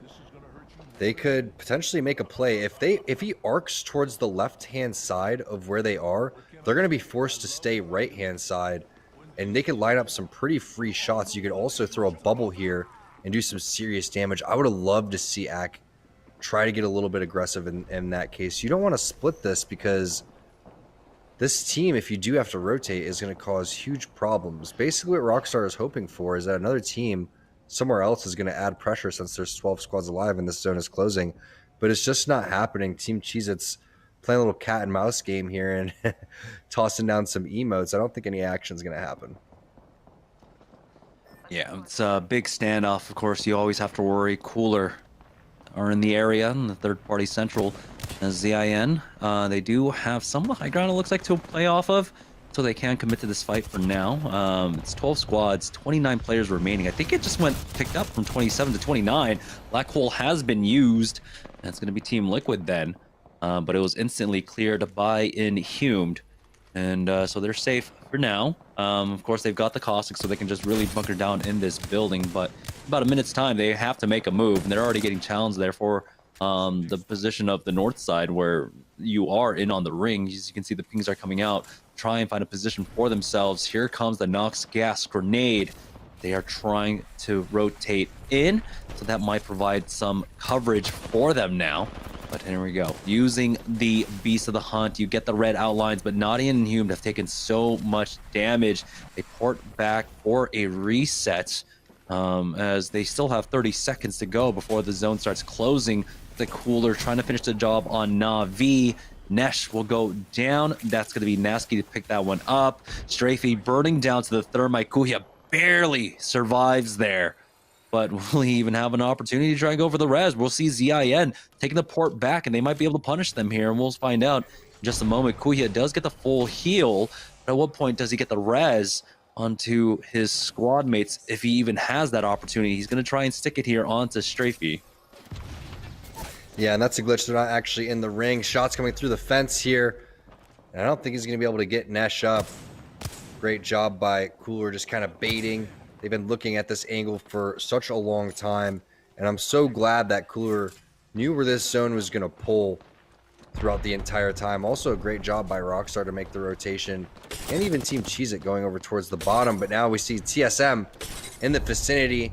We know multiple teams are here. That's going to be big defensive bombardment coming in for Hal. He's also spotting out a player over here behind the barrel. Is going to easily handle that player. That's going to be Bambino, the last member of 303. Act takes a ton of damage. Going to elect for the Phoenix kit as well. But now that door is gone, it opens up all different possibilities for TSM to enter, especially with reps like we were talking about there with the caustic barrel.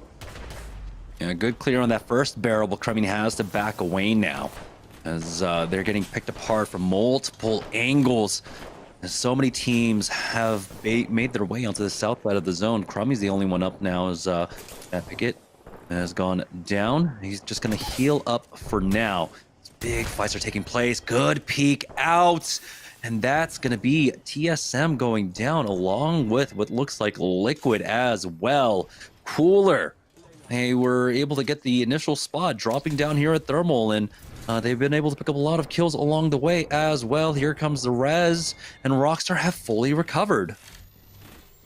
Nice job by Rockstar. It's good to see them play smart and disciplined throughout all of that. Crummy clutching it, but also just a little bit of luck there too. And a lot of times I feel like Rockstar has been an unlucky team. And this time, two teams ended up collapsing. The same two teams that we knew, TSM and NPL, that were in the vicinity. And they get rewarded for their plays that they make right there. Great job by Rockstar. Now Crummy's going to continue to add some more pressure, and they don't have to worry. This zone is going to take 1 minute and 30 seconds to close. It's not that far from you. Can see the small line there on your mini map. Not much of a trek. They don't really need a portal. They've already used it to block the door. They just need to let these two teams fight and hope that Cooler gets a little bit aggressive, because that's what Cooler's been known for.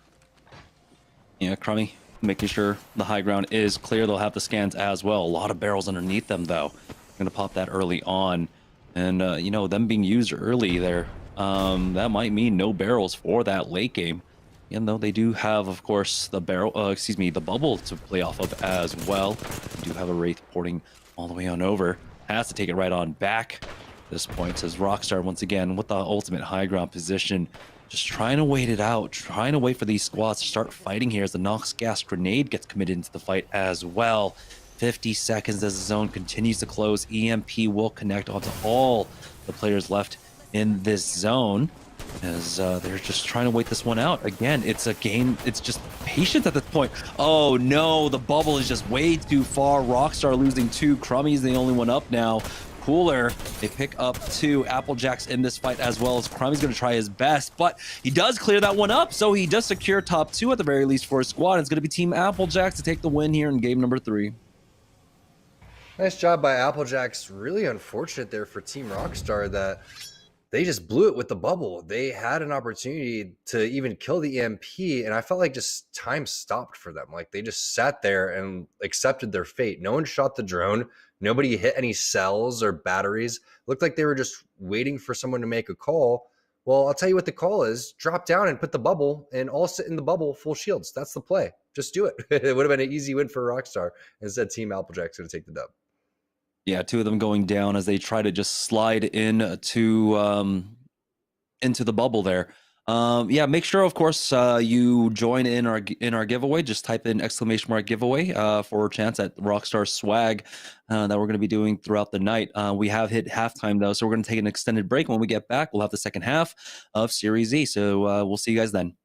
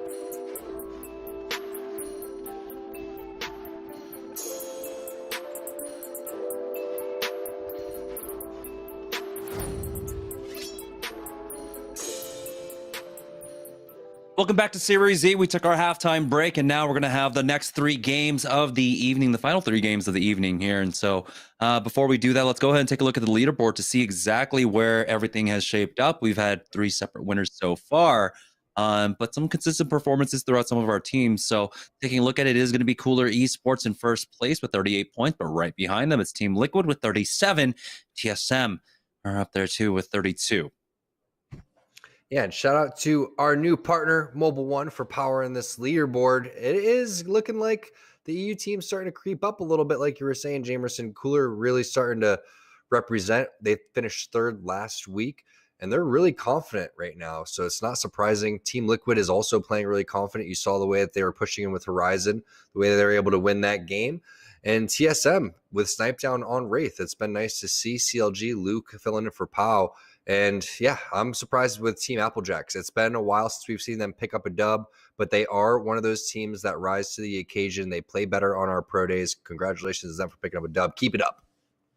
Definitely not getting challenged off the drop. This is one of those rare moments, rare occurrences for them. And here it is, the Mobile One high performance moment of match number 3.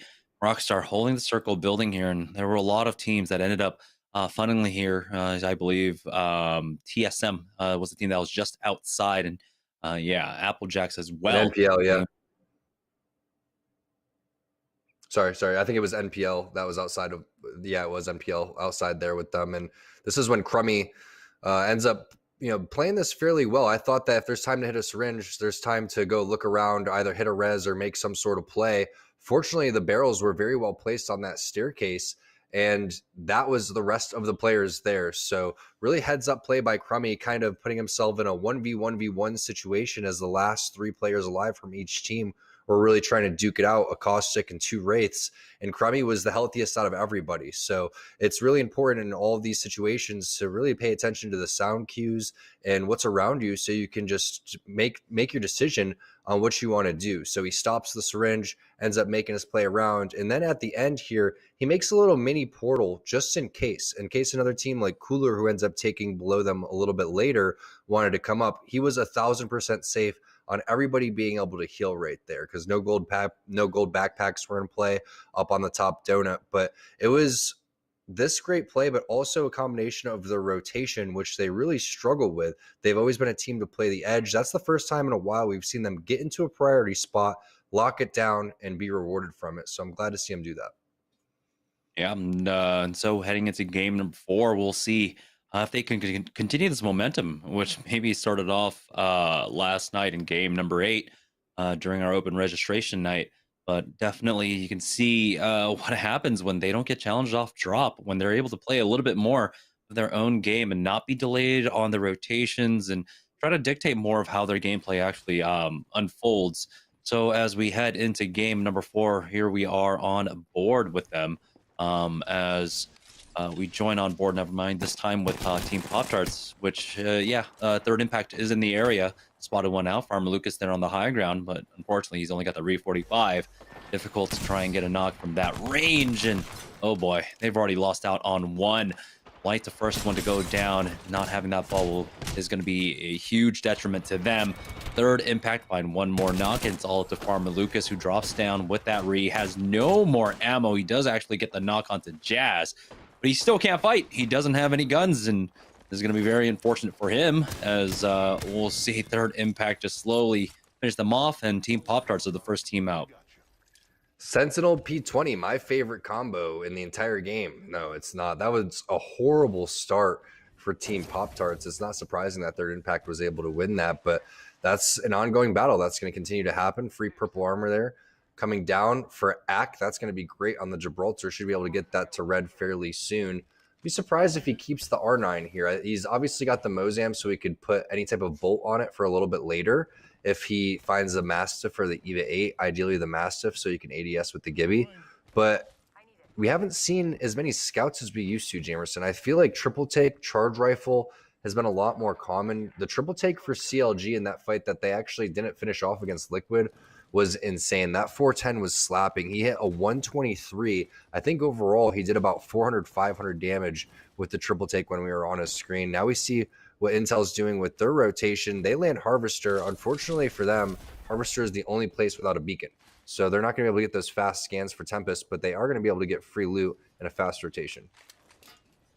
Yeah, I'm sitting on White's armor right now. Not ideal. We'll see if they can maybe continue the looting path to find a little bit more. But as we have, it looks like a second sorting, or not, excuse me, survey camp ending quite possibly.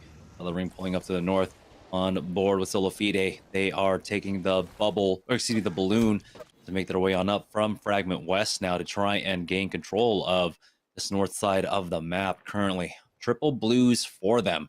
So their drop was quite nice for them so far, and they have all these bins to pick up as well for additional loot. And you can see Zach, he sees the hop up for the evade, and I don't think he picked it up. I absolutely hate it. He heard you. He's like, you know what? If Jamerson doesn't use it, I'm not using it. But I wonder, based on the scan that we see there, as we see CLG wants to hold down the same exact spot that they did for the previous survey area. Remember who they fought over here, Jamerson? It was 2 brains, 1 controller. I wonder who they're actually facing off with this time. But you definitely want to see Solofide, and it is 2 brains, 1 controller in the area. They're actually getting pounced on by CLG from behind. And there's going to be another team in front of them inside survey. So this is difficult because now they're full sending it. It's going to be Vaxlon flying down the hill. And there's a lot going on over here at survey. Yeah, third impact, we're in position. Bowser and Tack are down. So now they're just left with knocked. 2 brains, 1 controller. About to exit in game number 4. Extremely early on. CLG now dropping down to the low ground here as they want to continue this push. Casellos won't be able to finish off knocked there, and it's going to be Vax that gets the credit for Bowser. But CLG, they made their way inside of a building, but do they really want to commit to playing inside of survey right now? Decent spray coming up from Vaxlon here, as you might want to continue on this push, and there it is. Lou says, let's get aggressive. He is there on the front lines. Hits with the Volt shots. We'll go ahead and toss in a nade to force them out even more. Nox gas grenade will be thrown down as well, but CLG, they have to recover. Lou has to pop that bat, and Madness is going to call the retreat, the port out for his squad to get into the safety of the building. Heads up play from Madness. As soon as he senses danger, he gets out of there. But now, once his teammates are in danger, he's going to really put himself back out there and try to cover for Vaxlon. I think this is interesting that they're not rocking a Gibraltar with this combination. This is what we're talking about with all these different kind of combinations that we're seeing with Caustic, Cryptos, etc. A lot of teams are rocking the Gibraltar and the Caustic, and that makes a lot of sense. But when you're playing the Bloodhound, obviously you get the scans through the gas, and you're going to be able to get the Beasts of the Hunt and see players whenever you throw the ultimate down. So now they're going to hunt down while all this is happening. Liquid's finding a couple kills, and they're going to finish off Team Rice Krispies. But they're hunting down this player inside and should be able to finish this off. Great job by blocking this door on whoever that was. Zeke really putting it to Madness, and he has to now get out. Probably going to have to queue through, but Kubsky getting a little too aggressive is going to get knocked. That's going to be Team Pringles going down 1 player. 303 are in the area as well, as Aski gets the thirst onto him. The CLG, they recover. Vax is able to hit that Phoenix kit. And inside, Madness will take some time for the Phoenix kit as well. And so they've weeded out a lot of the competition here in the area, but that doesn't mean, of course, teams can't just come in and take these buildings. As you can see, 303 is here in survey. They've got the crypto drone flying around, trying to gather information for themselves. Asky with a triple take, poking away at CLG for now. But CLG are in a pretty decent spot. They can taxi in a lot of these armor swaps for themselves, play against that crypto EMP for the future, as Asky will just go ahead and back away and go back to the safety of that building. Now, we saw this team make the rotation very early on, extremely early on, and is inhumed. Needs to reset. It's the slow heals for himself as he's popping those syringes. Naughty has to sell up as well. They haven't taken a team fight, so their economy taking massive hits here with every instance of damage they take. They're really hoping that a fight comes to him, and that's exactly what happens. The spray going to come through. Naughty doesn't connect as much as he wanted to, and Hume's going to take a lot of damage. He's going to go down. But that's 2 members of Na'Vi. It's a 1 versus 1. Let's see if Zach Mazer is going to have it in him. He's standing still, staring at the wall. Nice moves by Zach. No, he lagged out. That's unfortunate. That sucks. That's really unfortunate. So that's going to allow Na'Vi for the free reset here and pick up all this loot as well. Teen finishes it off. Oh boy, here comes the third party. And never recovered Max Strafe there as the Arcstar lands right at his feet as the zone's closing as well. The a Thermite taking away, and Na'Vi will go down. Intel, a good advantage of this fight right now as it looks like TSM are in a fight up against Team Cheez-It. Strictly has been finished off. See if more develops in that fight, but it's ultimately Intel now who have control over the north side. I think they only have one more player, or that was the rest of Team Cheez-It, because there was a lot of action happening between them and TSM. But yeah, Liquid's making their move over towards Skyhook. I wonder what team this is. Now you see the aggressive push coming in from Flanker and from Nocturnal. They're going to take over both the third and fourth floor of this building, but this team is fairly spread out. As soon as the information comes through, all of Team Liquid most likely going to collapse. Nocturnal takes a lot of damage from behind. Wasn't expecting Surdell with the great flank. We'll see if Albrulli is going to be able to clutch this one. Has one down. Surdell is fairly weak as well. 150 onto Nasky too. Gold armor onto Albrulli. Could elect to hit a cell if he wants to, and doesn't hit the jump. So he's going to fall down, hit the cell towards the bottom, and now he's going to be in a 3 versus 1, possibly switching reses here, 2 versus 3 scenario. It's a gold bag res, so Flanker is basically right back into this. Or excuse me, Nocturnal is anyhow. They're going to go ahead and take the gravity lift up to try and punish them. They do get trailed right behind that crypto there as they're caught mid-air. Beautiful spray down coming out from Albrulli. Gets the knock onto Dell. The Yuki is here. He's done critical damage to him. It's Nasky versus Albrulli as he's coming up the elevator shaft. Now Albrulli gets the armor swap on to the purple and will challenge with that Mastiff. Has to reload, but during that reload time, Nasky will be able to finish him off. I believe this might be 2 games in a row where Cooler take out Liquid, or at least 2 games in a row with the zone pulling up to the north where Cooler take out Liquid. Oh, Albrulli had that too, but I guarantee one of his teammates were, use my shield, use my shield, use my shield. I hate when they do that. If Albrulli would have just finished the fight, that guy was on the ropes. He was sending it right directly onto, I believe, Nasky. Completely confident with the Mastiff. Had plenty of opportunities to go and finish that off. Albrulli can definitely win that. What great plays by him, but Cooler fends them off. The aggressive push from Liquid doesn't work out, and Cooler now continues to build on their lead. On board with Team Razor playing over at Epicenter, as the ring is pulling a little bit more northeast. So, yeah, Mercy. It's a nice view for himself as he keeps an eye on, I don't even know where he's actually looking at this point. NPL, though, are playing on the eastern side of this zone. Going to scout out their rotate with that crypto drone. Take a look at the rocks here. Don't really see much in their way. Even some free loot for them, as you can see on the champion banners there. There are no teams currently roughly around them. And so this rotate is going to be free for them, but they're going to continue to hug the east side and really stick to the edge throughout this rotate. We have 12 squads remaining, 33 players, so a couple teams are currently damaged right now. 303 is a team that's not damaged as they're continuing to play inside of Survey, probably getting tagged by CLG there. And we're able to get the kill onto Rambo. And so Team Pringles, I don't know if they were able to recover. I believe it was Kupski that went down early on and got the res onto him, but we'll find out if we can check in with them very shortly here. It's Team Rockstar that have a team just outside the zone. We saw them rotating in beforehand. So Rockstar having a very similar rotation with them. So we'll see if they can take advantage of this. Yeah, I can't really see anybody through the zone right now unless these guys have amazing eagle eyes. There is the pings down. He's inside of the building, so he can't actually get the exact ping down, so he's going to come outside the door and place it. But Pickett is taking a lot of damage. He's almost dying to the storm here. Just one more tick and escapes through there. Nice job surviving. But I think he was just trying to get eyes on the pings. And you don't really have to worry here. Just let these guys heal in the zone. If they're really low on heals, then they have to run directly towards you. But there's more than enough time for them to rotate all the way right and make it onto that high ground. And that's exactly what they did here. Crummy with the heads up play. He's going to try to portal over here. Ak may need to use the defensive bombardment And if they take this party, if they take this fight, they may get third partied. And look at this heads up play from TSM, taking the high ground away and now forcing Team Rockstar towards the bottom. Yeah, it's going to be about 3 teams in this area. EMP coming down as well. So a lot of forces coming down to bear over at Refinery for now, but it's TSM.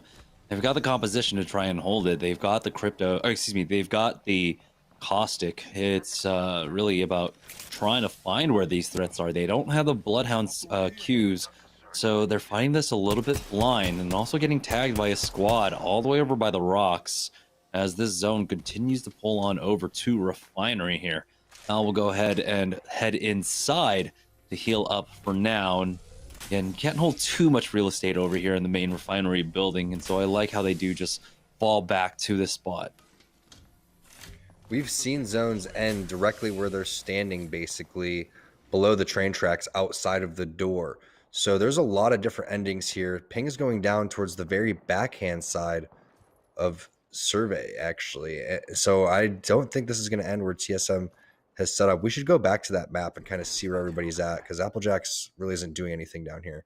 So yeah, this actually is moving fairly far from where TSM is predicting it. They're going to have to deal with 2 or 3 teams directly next to them, and that's going to be very difficult because you can see the team to their south is on the hill and gatekeeping everybody too. So this is the power of the crypto, is getting these unexpected drive-by scans, and now you have an opportunity, if you're Klein, to make a big brain Wraith play and decide exactly what you want to do, because it's all up to him with the portals to go and try to get his team out of this area. Yeah, Applejack spot out the solo rat, who somehow was able to get above them. But they don't really have the tools to get up there to try and punish that and pick up a free kill point for themselves. TSM still playing gatekeeper here on the east side of the zone currently. The port has been set up, and that connects this bottom area with the offices just above, and so they can go back to that position if they want to. But yeah, with 11 squads remaining, yeah, it's only 1 squad that currently are playing it out as a solo at this juncture. TSM do get scanned up. There's still a decent amount of teams in the area, as now Razor are making their move on up. They're currently just south of Survey Camp currently. I don't know if CLG were ever able to make it out of their buildings, along with 303, I believe, were taking up residence in there. We'll see if anything happens in the next couple of minutes. We still have 1:40 before the zone starts closing. And yeah, it looks like CLG did make it out, and they have gained control over basically the ultimate high ground in this ring. Is Solafide still alive on the other side, Jamerson? What happened with Solafide? Because they predicted the circle perfectly. And that's where I thought the circle was going to go to, on the opposite side of these train tracks. So if we could see whoever's in the God spot right now, that'd be pretty awesome. As it looks like Hal is going to get a knock. Rockstar's on the other side. And remember, that portal disappeared a while ago, so it's going to be difficult for TSM to actually push out from those yellow container areas. Defensive bombardment possibly went down, maybe a grenade instead. And Pickett needs to be careful here. You may even want to consider popping the Beast of the Hunt with a minute left, because you're going to have to deal with TSM. They've basically flipped spots with you, have outmaneuvered you, take the high ground. Now they take the closer edge of the circle here, and they're going to be having to fight this very, very soon. So I would love to see Pickett probably either make the play right now and make the call. Otherwise, they need to start portaling out somewhere. Yeah, they got 35 seconds left to go here, as it looks like multiple teams are in the area. Sentinels losing out on Red Sea, as Lou will be able to get that thirst for himself. Crummy forced to back off for the bat. He's going to slow heal this instead with cells, and they don't have the time. Crummy needs to set up the port for himself, and he still has to pop 2 syringes to get up to full, and he's not going to have that opportunity. The med kit is going to be used now at this juncture. Now, luckily, it looks like a Pathfinder zipline was set up, so maybe they can use that to cover some distance for themselves, but it's still not in, and they're going to have to contest with TSM right below them. And that's what they're going to do. They take the zip over, and they get tagged up big by that Gibraltar Imperial Hal. You have to imagine that's him. But Crummy somehow makes it into cover, survives for the time being, as the defensive bombardment is used. And Rockstar now getting hit from every angle. as Ack drops down to the low. They have now fully committed. Here comes the EMP as well. As he takes so much damage now, bleeding down to the storm. He will go down. Crummy's the only one alive, popped in that queue, but he will go down. Snipe Down picks that one up. Imperial Hound did fall throughout all of that, but it doesn't look like a team is in the area to really try and punish. The CLG are fighting Applejacks currently. They finished that one off. Amazing shots by Ack, but as soon as he takes that player down as weak as he did, he needs to chuck his defensive bombardment immediately. Reps through his. It's an obvious play there. If you don't use it, you lose it, man. You lost it right there. You go down without throwing your bubble and your defensive bombardment. That's the point of playing Gibby. It's up to Gibby. It's up to the Wraith to make that rotation. You can't do anything as a Bloodhound in that situation besides hit a scan and hope your teammates make the right play. So that's just super unfortunate for Team Rockstar. They have the opportunities, they have the shots, they're just not moving fast enough. And you just saw every single step of the way TSM outmaneuvered them, from being gate kept out from behind to taking the high ground and then taking the yellow containers in front of them to even outplaying them in the team fight. Great job by TSM. CLG now pushing forward. They see a defensive bombardment to their north. Actually, Madness is just going to loot up now as Intel are just resetting here.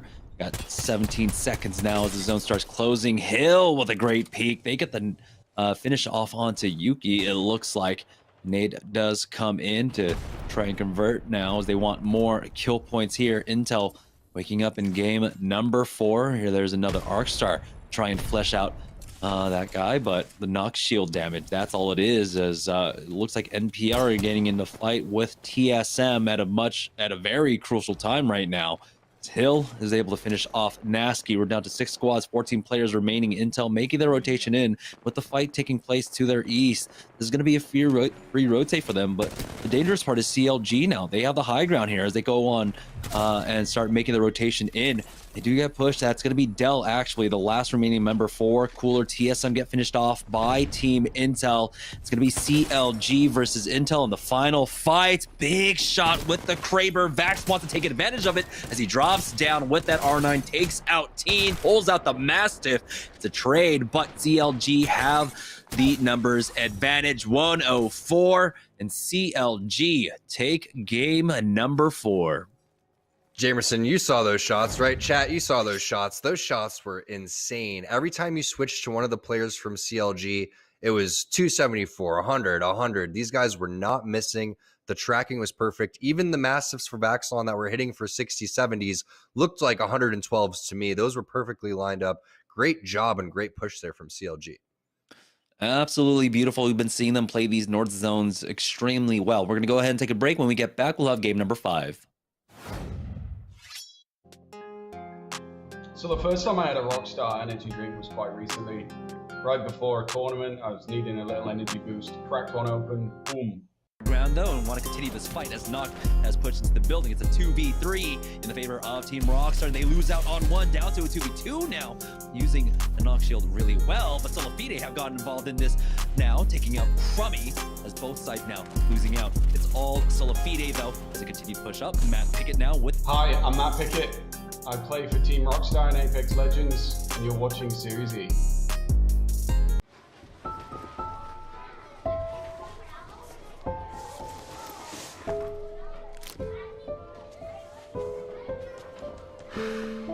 Hey, shake it, kiddo.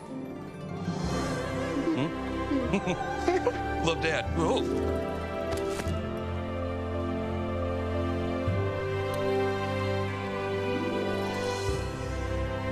I've got this. Kellogg's Rice Krispies Treats. A little love when it's needed.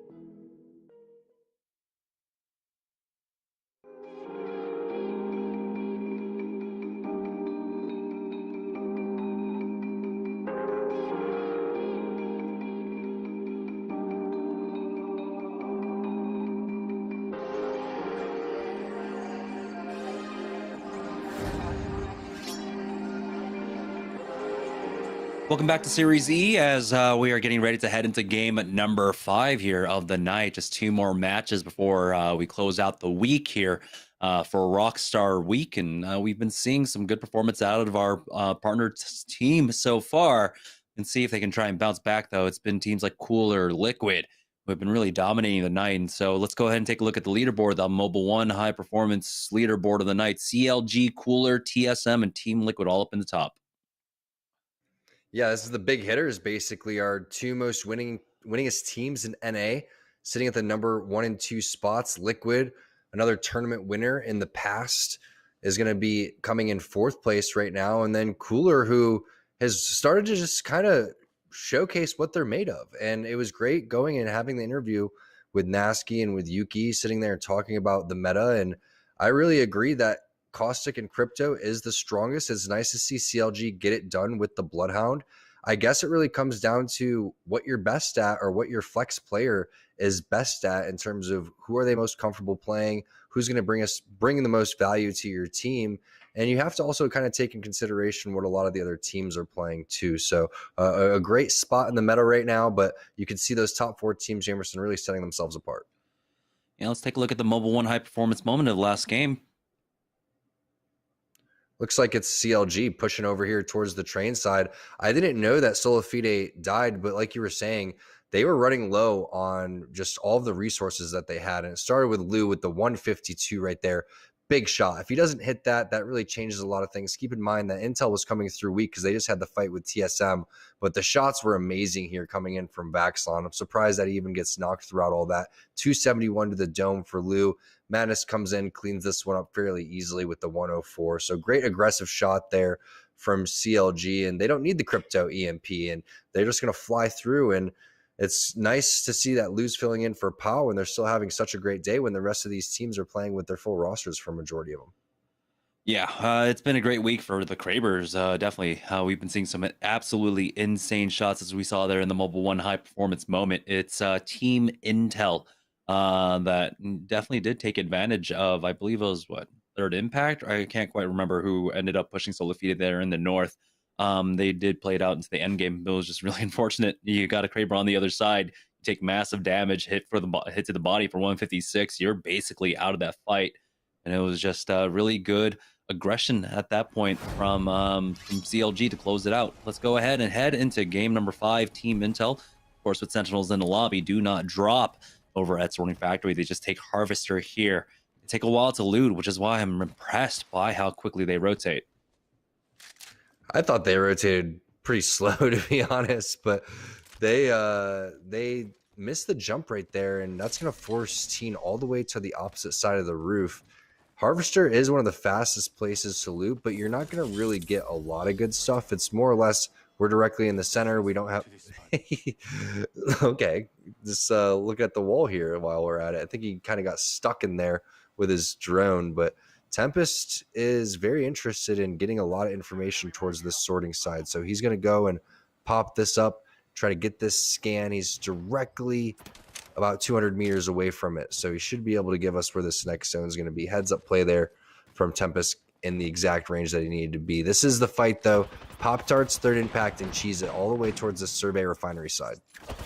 Oh, a lot of damage going down across Third Impact right now. As Zicky here stuck on the high ground, crossfire set from the other building, and he has to back away. Rockstar lands at his feet.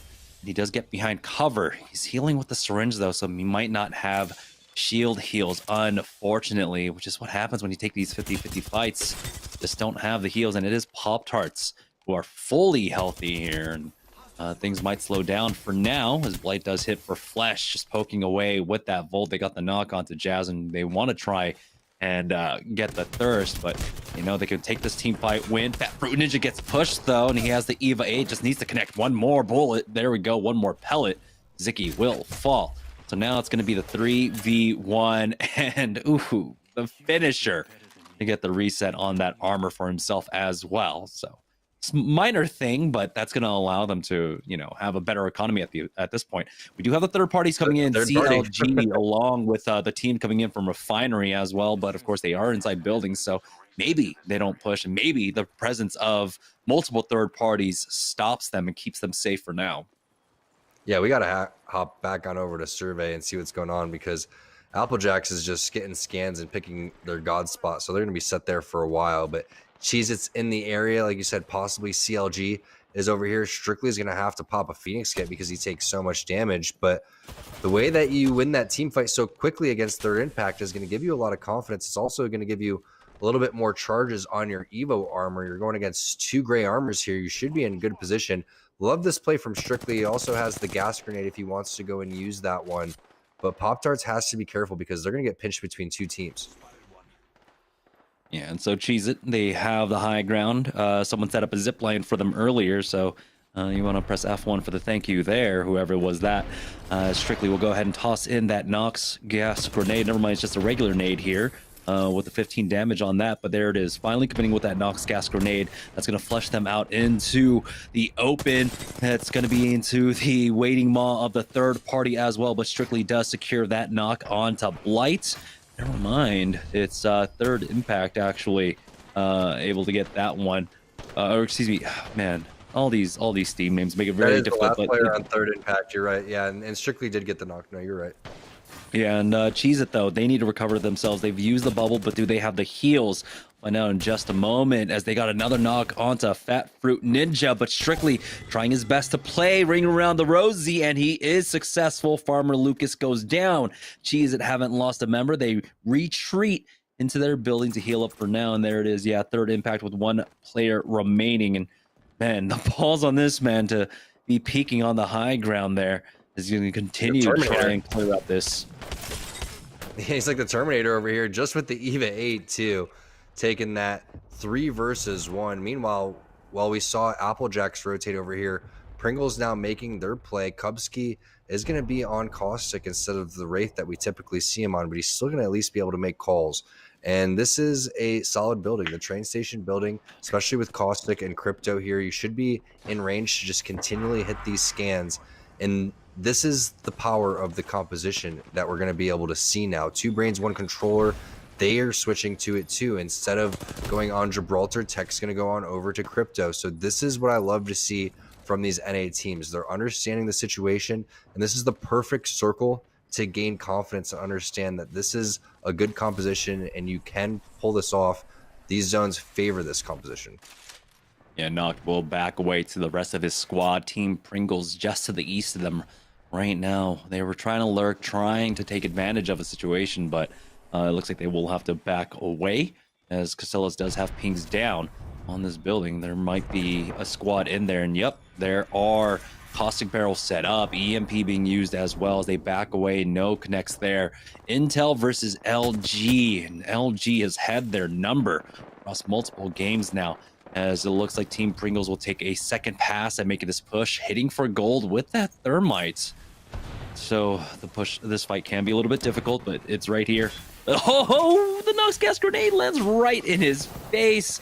Ron taking so much damage, and he has nowhere to go. He ticks away, will fall to Kubsky, as Kubsky wants to try and finish this one off, but it looks like they're going to call a retreat. Get out of there. They took way too long. They took way too much damage. Do back away without securing those kills. Unfortunate that they used their portal to rotate. Otherwise, it would have been so much easier to finish off LG. But Caustic is so strong. That just showed right there where LG couldn't do anything. They got into the corner and lost a full 100 HP inside the corner. Now we see what Rockstar is doing. They have the scan. They have another beacon right above them if they want to go and play this no-name building. But this is the rotation that a lot of teams already made over towards Fragment. If they wanted to, they could go and start peeking across, and figure out if all of the buildings are taken. And I think they'll be pleasantly surprised to realize that there is a couple free areas. But when you're not rocking the Caustic and you don't have the Crypto, you're kind of looking for fights and skirmishes here on the outside. Yeah, how many more teams could you expect to actually come through here as Team Liquid now pushing? They're going to go ahead and use that Nox gas grenade with the black hole. They get the knock onto one of the Na'Vi members here as they want to continue this push. Now the barrel's coming down from flanker. They are now pushing the fence. Caustic on the other side as tries to go for the no-scope with the Sentinel. Albraleli will take out Nesh, and Na'Vi left in a 1v3 here as Team Liquid will slow things down, reset. Don't need to really play dangerously here as they will eventually be able to get the thirst onto Strafe and Nesh. Nice job there with the Wombo combo from Nocturnal and Flanker. Very well placed. And then Alb really follows it up with the aggressive play. Now Sentinels, looks like they're going to get interested in, I believe, Team Rockstar that was at the Beacon building. Senox looks like he has some sort of information that we don't have, as that building has been cleared. And if a team is running away from you, Sentinels is going to feel good about pushing that, but I think Rockstar is afraid of a third party. Sentinels is without a care. They're just ready to go and see what kind of armors these players have. Meanwhile, Snipe Down, we're talking about the Scout, and we haven't seen it in quite some time. Well, there it is, the 3X. Great shots from Snipe Down on Mask, making his way up the zipline. Yeah, what were you doing there? Such a dangerous spot to be in. As you can see, absolutely no cover whatsoever now in TSM. They know that he was running back to this spot. They're going to go ahead and climb up the hill, try and challenge this. They've got the man advantage. It's a 2v3 as we have Pringles now also making their way up to the north. See Rambo. It's just Rambo actually by himself. See if he can get involved in some of these fights. 303 versus Applejacks taking place, as well as TSM still trying to hunt down the rest of this team. But it looks like they might have given them an old bamboozle, and they have rotated down to the south. They do hit for the purples, and Hal will ultimately get the knock onto Strictly. They're right back down the hill once again. Snipe Down keeping an eye, making sure the body is there. They do see someone's crafting as well over at Market. You got to be careful when you do that, as it looks like Pyrodice will be able to secure that kill for them. So TSM now are happy to just regain this high ground position. I think this was smart by Snipe Down to stay up there and kind of anchor for the rest of his team. His portal was coming up in a couple of percent, so worst case scenario, you're going to portal your team right back up to this high ground if you really need it. But Hal's going to go bubble, hit this loot over here towards the side. Snipe Down's going to continue to anchor with the 3X Scout, and that's a nice charge up on the Evo shield. So great teamwork there coming in from TSM. Meanwhile, Sentinels on the other side of the map, you saw them continuing to chase down Team Rockstar. I'm not sure if this is the fight that is still pursuing, as Retsy's going to take a lot of damage, hits a cell over towards the side, and you see the crossfire happening over from Senox. He lands some decent damage with the Volt, but has to queue back towards his team, and that's great positioning overall from Sentinels. I think that a lot of players feel like they have to be on top of one another, but if you set up a crossfire right there, it almost feels like you're fighting two different teams. That's what Sentinels did. Now they're going to regroup and work around what they have, which is the barrels and the caustic. Oh, TSM versus Liquid as Albraleli starts it all off, but it's a 1-for-1 exchange. TSM now, they're going to go for that fast res. I don't know if Liquid have Albraleli in a position for a res as well. They do not. The spray down comes in. Reps will be able to get the knock onto Flanker. It's all up to Nocturnal, who does take out Reps, with Imperial Hell needing to heal up. There's an opportunity for Noct to try and win out this 1v2 at this point. Lion will be able to get the thirst onto Flanker, and things are looking so bad now for both of these teams. You can see another squad getting involved. The drone has come in. The EMP doesn't connect. It does, and slows down Snipe Down as he tries to retreat. Nocturnal does get finished off by Clane, so Applejacks will steal those kills away from TSM and might even take out TSM. Here's Imperial Hell barely makes it behind cover, but Reps is still bleeding out. Yeah, bubbles up for Hal. He ends up not using it. I thought he was going to hit it as he was sliding down, but conserves that one. Maybe doesn't want to give up his position. Sentinels takes over this platform, which we've seen Sentinels hold 1,000 times over again, especially.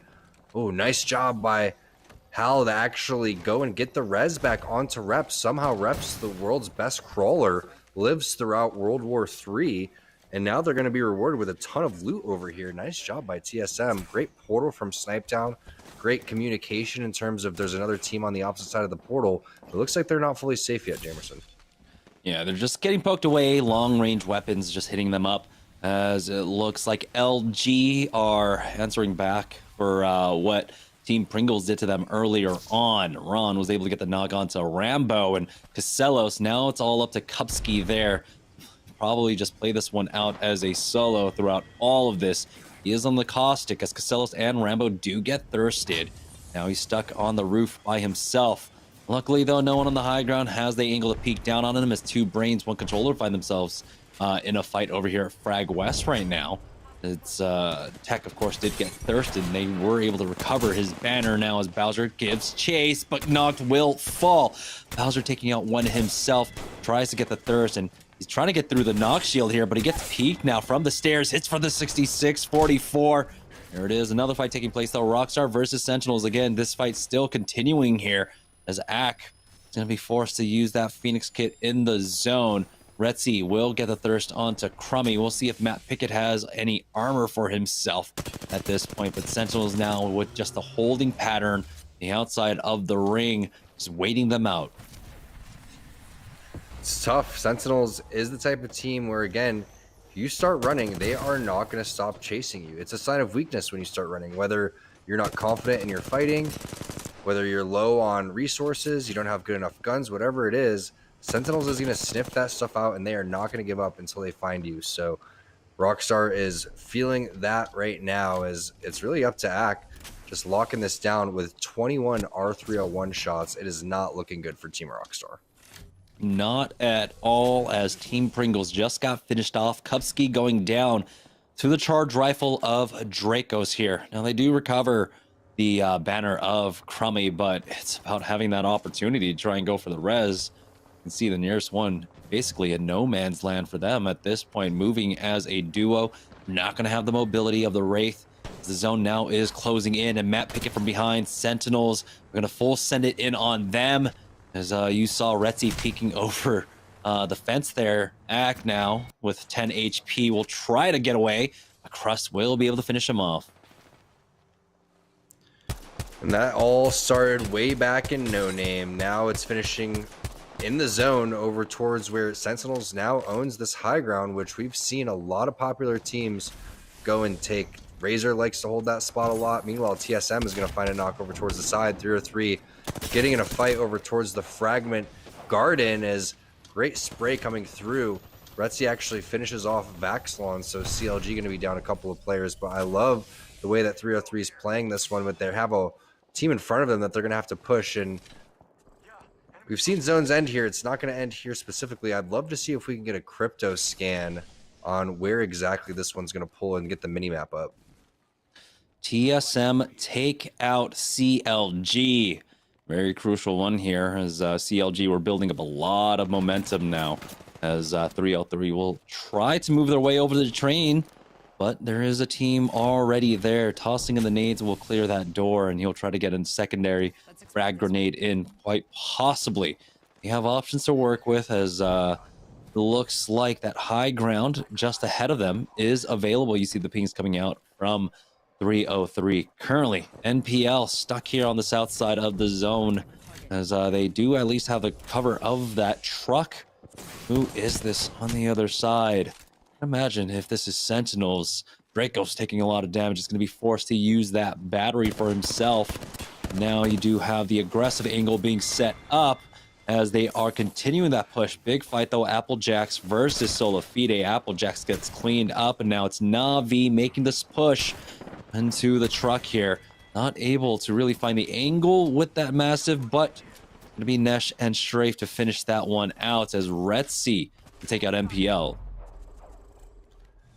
Love the high ground play coming in from Sentinels.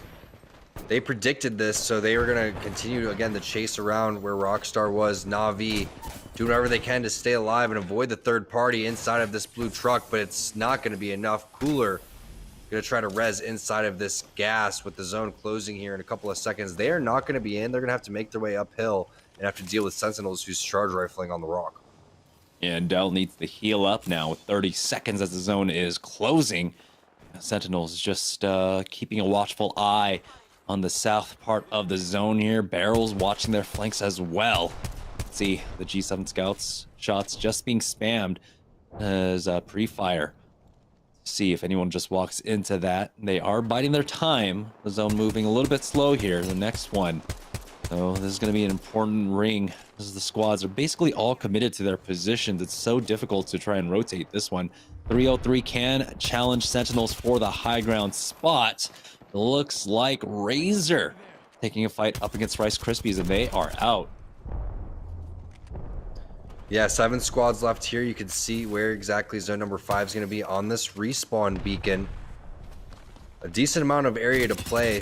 This truck is not going to be in, though. Huge spray coming through. Zach Mazer is going to get knocked. 303 with the angles. Has to avoid a third party, most likely, coming in very shortly. But they are going to be able to pick them apart. And you have all of your resources, too. EMPs there. Everything besides the portal. And you have this decent area to work with. So I like that play from 303. We'll have to see exactly what teams are left. We know Sentinels is in this. We know 303 is in this. I want to see what teams being shot down towards the bottom, because we are close to having a lot of full squads here. I think probably at least 4 or 5 full squads as we see Cooler getting shot at over towards the side. Ooh, Sentinels. It's going to be Yuki from the low ground with that Mastiff, but Senox does answer back. It's going to be a 2v2, but Sir Del and Yuki, super low HP. It's all up to Del here, and he does clutch it up for the squad. Does the third party come in? Oh, no. It does. It's going to be LG and ultimately pick up all of these. Now we are down to our top 4 squads, and I believe just beforehand, it was 2 squads that were still damaged, and so LG and 303, I believe, playing as a full 3. Don't know who the other squads remaining are in here. Yep, 2 EU teams right now I think are only full squads. You have Hambino from Team Cheez-It trying to rat it out and maybe find his position. Can't walk up that hill quite yet, so he's just kind of biding his time until he can make some sort of play. Huge damage coming into 303. It is TSM. I figured TSM was still alive here somewhere. We haven't seen them on the screen for quite some time, just playing it safe, waiting for their opportunity. 2 players are going to get knocked.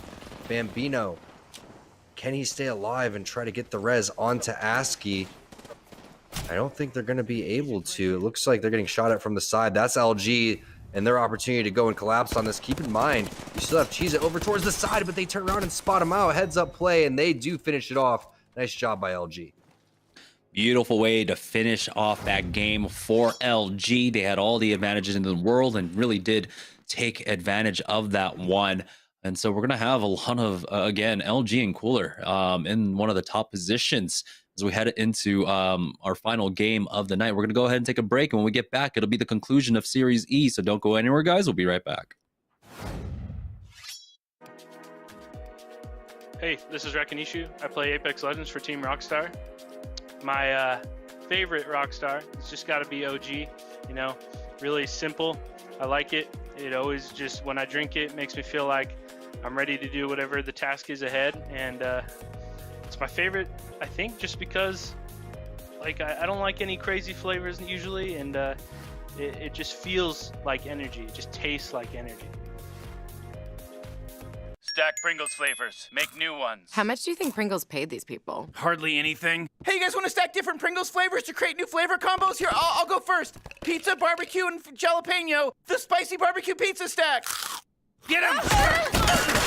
Grandpa, what's going on? Pringles. We're trapped in a Pringles commercial. They must have taken us in our sleep. How can we get out? We can't, Summer. They warned me this would happen and I didn't listen. Stack Pringles. Make endless new flavors. Stacking Pringles to make new flavors. Make endless new flavors. Stack Pringles flavors. Make new ones. How much do you think Pringles paid these people? Hardly anything. Hey, you guys want to stack different Pringles flavors to create new flavor combos? Here, I'll go first. Pizza, barbecue, and jalapeno. The spicy barbecue pizza stack.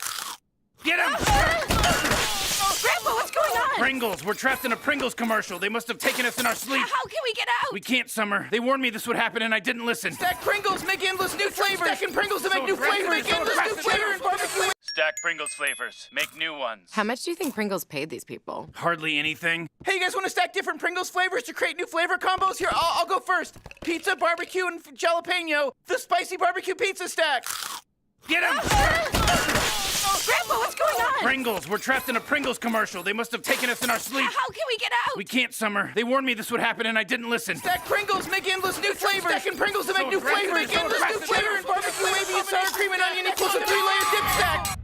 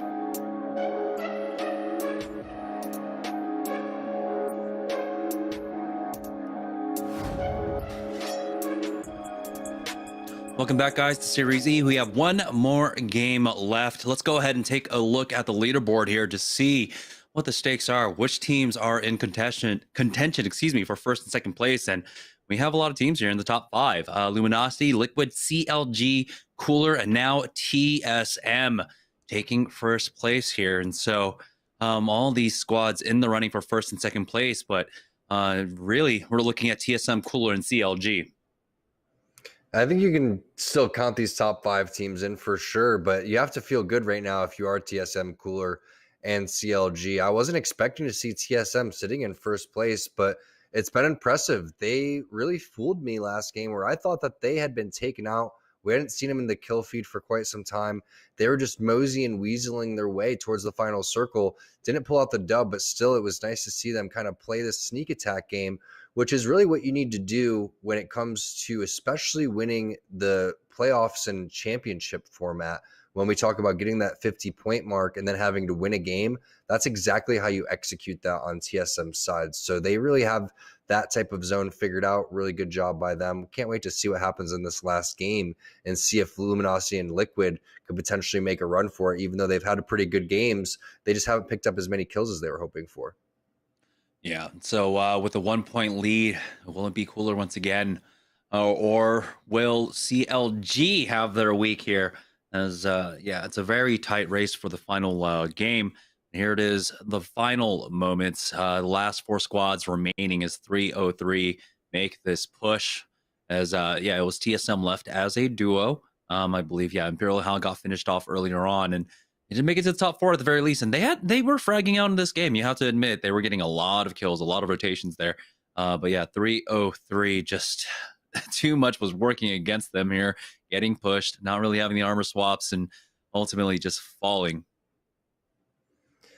It would have been great if TSM could have gotten to an opportunity where the rats caused a little bit of a distraction. LG was so far away from him, but it was Hambino being really, really mega sneaky over towards the side. You could see the HP on LG. There was zero chance that Hambino could have done anything. He was basically looking at the wall so that there was no Wraith Q where it was, oh, you're being looked at. So a really heads up play there. And I've seen some great plays from Hambino, even though it's just a really small rat play, just to get through there when we have this Bloodhound crypto meta is very difficult to do, especially with TSM 2 as a duo staying off the grid that entire time. So I think that everyone's playing at a really high level. Again, if you're just joining us, this is the last game and we have tons of action that happens over towards the north side. We have 3 teams that are landing at 2 spots. It causes tons of third parties over and over again. And we're normally dwindling it down to about 17, 16 teams, and then everything completely slows down. But we know in the final games, Jamerson, that things start to open up a lot more. Teams get desperate for points, especially maybe a team like Luminosity, a team like Team Liquid, especially with Horizon right now. They're going to try to go in full send on teams, get some big games and getting steamrolling so they could try to take first or second because that's where the cash is at. Yeah, and this is Rockstar Week, and unfortunately, you know, they haven't been able to challenge the general partnered week energy that we've seen classically throughout here in Series E. They've been kind of almost shadowed in their rotations, and I think that's what's been giving them the most trouble throughout the night so far.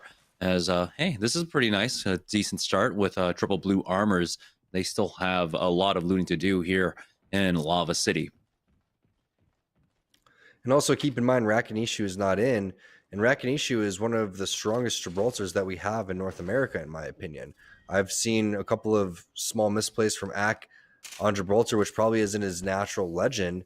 And while he's doing a great job, you really can't make up for the chemistry that was built throughout all of Series Z here. So we'll see what they're going to be able to do. A little bit of that zone is showing. Like you said, the loot's not that bad for them, and they should be able to put together a decent performance here. The mirrors of the rotations have really stunk, but that's what happens when you land on an outskirts area, just like over towards Lava City. So they have to get used to it, and they need to start picking smarter rotations, because this is what happens in really high tier lobbies is teams know where you land. They know your rotations, and you're going to have to try to mix it up or play a little bit different if you want to do something big, similar to what they did in that thermal station game, which was really impressive for them making their way over towards the donut where they almost won.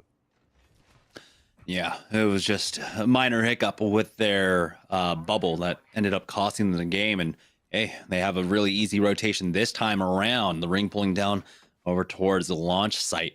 So we'll see how quickly they start booting it here. With a minute and 50 seconds left to go before the zone starts closing. Of course, any second now, we'll just go ahead and go into rotation mode.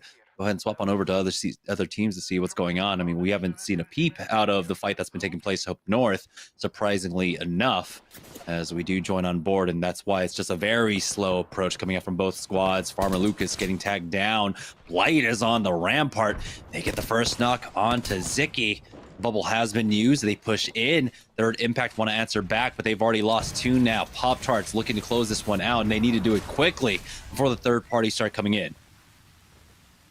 The third party is going to come in, and Blight has to be trolling here on the rampart. There's no way that that's a serious pick, but now that player is going to drop, and that's going to be the final one on Third Impact. Expect Team Cheez-It to come around the corner anytime now and try to hit him with this third party. The scan is going to come out from Fat Fruit Ninja. Pings are going to go down. Blight is going to go and use his shield. It gets blown up immediately as Team Cheez-It has made their way over towards the hill. Hambino is refusing to let these guys heal. And I want to see how Hambino is going to play this, because he's been the best player so far on Team Cheez-It. He hits for the white. That might give them a false sense of security, not knowing if there's a purple on the other side here. Ooh, the jump peak comes out, and he does get tagged for about 30 HP, but Strictly is here to back him up. Barrel goes down, and just the hip fire on that flatline takes out Farmer Lucas, pulls out the EVA 8s, as Strictly will get the thirst on to Farmer Lucas, now throwing in more barrels there, and Blight, I don't know how much longer he's going to be able to survive. No, he goes down. That is going to be Cheez-It with a successful third party, but here comes another. They're going to try and delay this push with the Nox gas grenade. Won't be enough time for them to heal up, though. They're cornered here as the scans do come out. CLG are looking to finish them off here, finding one cornered. unfortunately behind that wall, and CLG looks like they'll be able to get the successful third party on this one. Taking a lot of damage from that gas, though. There it is. Team Cheez-It are out. CLG still alive. And that's very important here. Remember, they were one of the top teams in this lobby as Na'Vi find themselves in a fight. Got the hammer points being used there as well. The Nox gas grenade goes down as Max Strafe gets the knock onto Bird, and they will be able to finish them off. I hope those three teams on the north side of the map like griefing each other, because that's what's been happening every single Wednesday for the last 10 weeks. CLG is going to come through, take advantage of that. They're going to love what they see on the kill feed, just free kills over and over again. Meanwhile, Sentinels, they're going to get into a fight over towards where they land on the sorting side with Team Razor. The caustic gas going to tick away. Frost, he's not worried about what that caustic gas is going to do. Barrel going to go down. Red team may shoot that for his teammates while they're getting the res, but looks like no worries, and they're going to be able to reset here very shortly. Yeah, how many teams actually start rotating through sorting factory here? We know a lot of teams just give it a wide berth in general to try to avoid that fight. Here's Rockstar finally making their move. They've made their way through Dome, trying to advance even further here, but they've taken a lot of damage. 2 brains, 1 controller versus Liquid as well. Some trades going down there as it's Applejacks that are in their way. The fast res comes out, the bubble res from onto Matt Pickett, and we don't see anyone pushing, so Applejack slowing things down, not trying to get too aggressive at this point. Rockstar are going to have to try and find a different way in. Never mind, Lion is right there, and he gets taken out. Ak is taking a lot of damage here as the left-hand flank comes in, but he backs away, and it's just up to Klain now, left in a 1v2. He just walks right into the headshots of that Mastiff. I got you. Clean fight there from Team Rockstar. That's exactly what you need to get the ball rolling here. They have the scan. They're making their way over towards this western rotation. And that's a good spot to go and take this one, right on the edge where you know that you're going to be one of the fastest teams to make your way through, as we see TSM is kind of following in their footsteps, but they're a couple minutes behind, as now both of these buildings are going to be split. Grenade in the hand of Reps, but the defensive bombardment comes through. They're just going to kind of stay safe inside the building, turtle up here while the explosion goes off. Then they're going to start peeking again. Yeah, we saw Rockstar play this building extremely well. It was actually Pringles who are in the spot that Rockstar were playing yesterday when we had a zone come down here. But gotta imagine that TSM might have wanted to get a little bit deeper in, as now Rambo throwing in some nades, but he does get forced off of the high ground here. And with a big connect, he is going to be able to get his purple Evo shield. TSM, though, healing up, and Pringles doing the same on the other side, as a lot of damage went down onto Casellos. The bubble is here for TSM. Kupski playing off of the elevator shaft, and it looks like that nade was just a little bit short coming out from Reps. Kupski drops down to the low. Now his armor is cracked. He does have a swap, but Imperial Hal is right on top of Casellos. Take him out. Instant Thirst as well. That's going to be another armor swap for them to utilize now as the scans come out. So the third party looking to get involved as well. Snipe down with a quick peek, takes them out, and TSM have to thwart this third party attempt. Imperial Hal will fall. It's all up to Reps, and Sentinels with a quick maneuver will be able to take out both squads. That's so big for CLG and for Cooler. Now they can just sit back and do the math on what they need to do. And we know that CLG already started through his little friendly teabag comes through from Sentinels on the TSM body bags. But CLG is in a perfect spot now to potentially win this one. They've taken over center of the zone. They saw what happened in the kill feed. They already have one decent third party in squad wipe. So now we're going to see what they're going to be able to do. It's really coming down to Cooler and CLG. We know that LG and Liquid were kind of there in that 45-point mark, about 15, 20 points behind. With 11 squads left, there's just not going to be enough kill points. Yeah, and they have about 3 or 4 squads worth of loot there for Sentinels, so they can just play that out for a really long time. CLG, though, over here at Sorting Factory, are going to bide their time. Don't have, looks like, the beacon for themselves. It's actually hard to tell whether or not, I don't know, maybe my eyes are seeing things, but it doesn't look like they were able to pick up beacon along the way.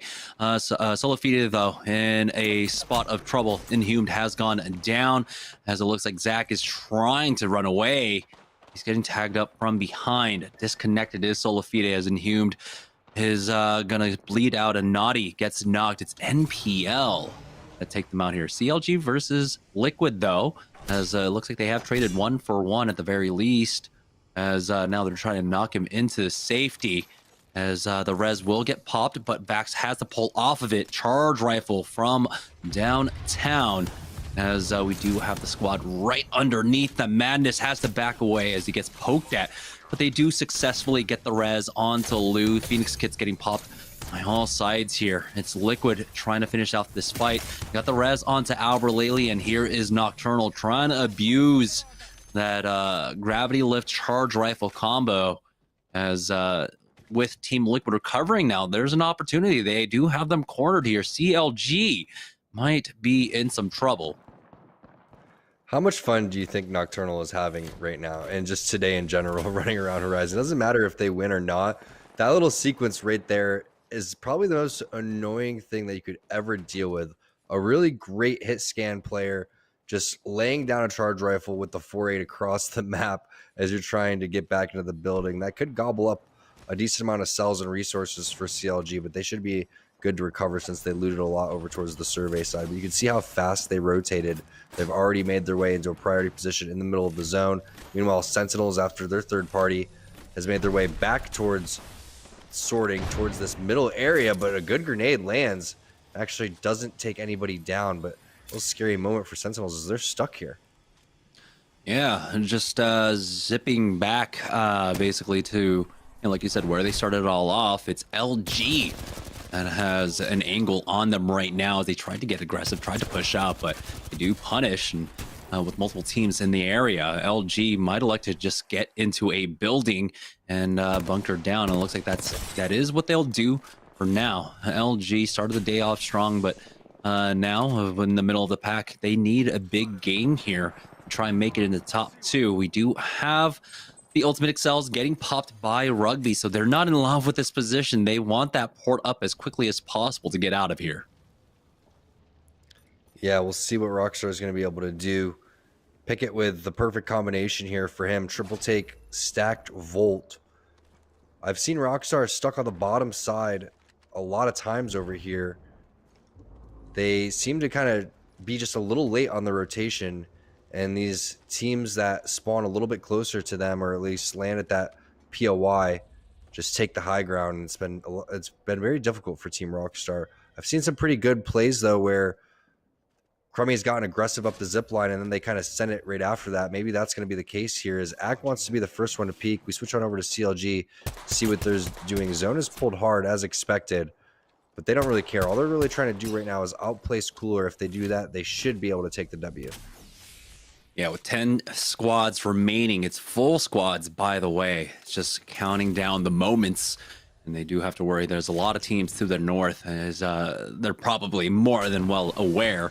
A lot of firing taking place over there. So this is a pretty scary spot to be in if all you're trying to do is wait out one other high priority team. That's Cooler, of course.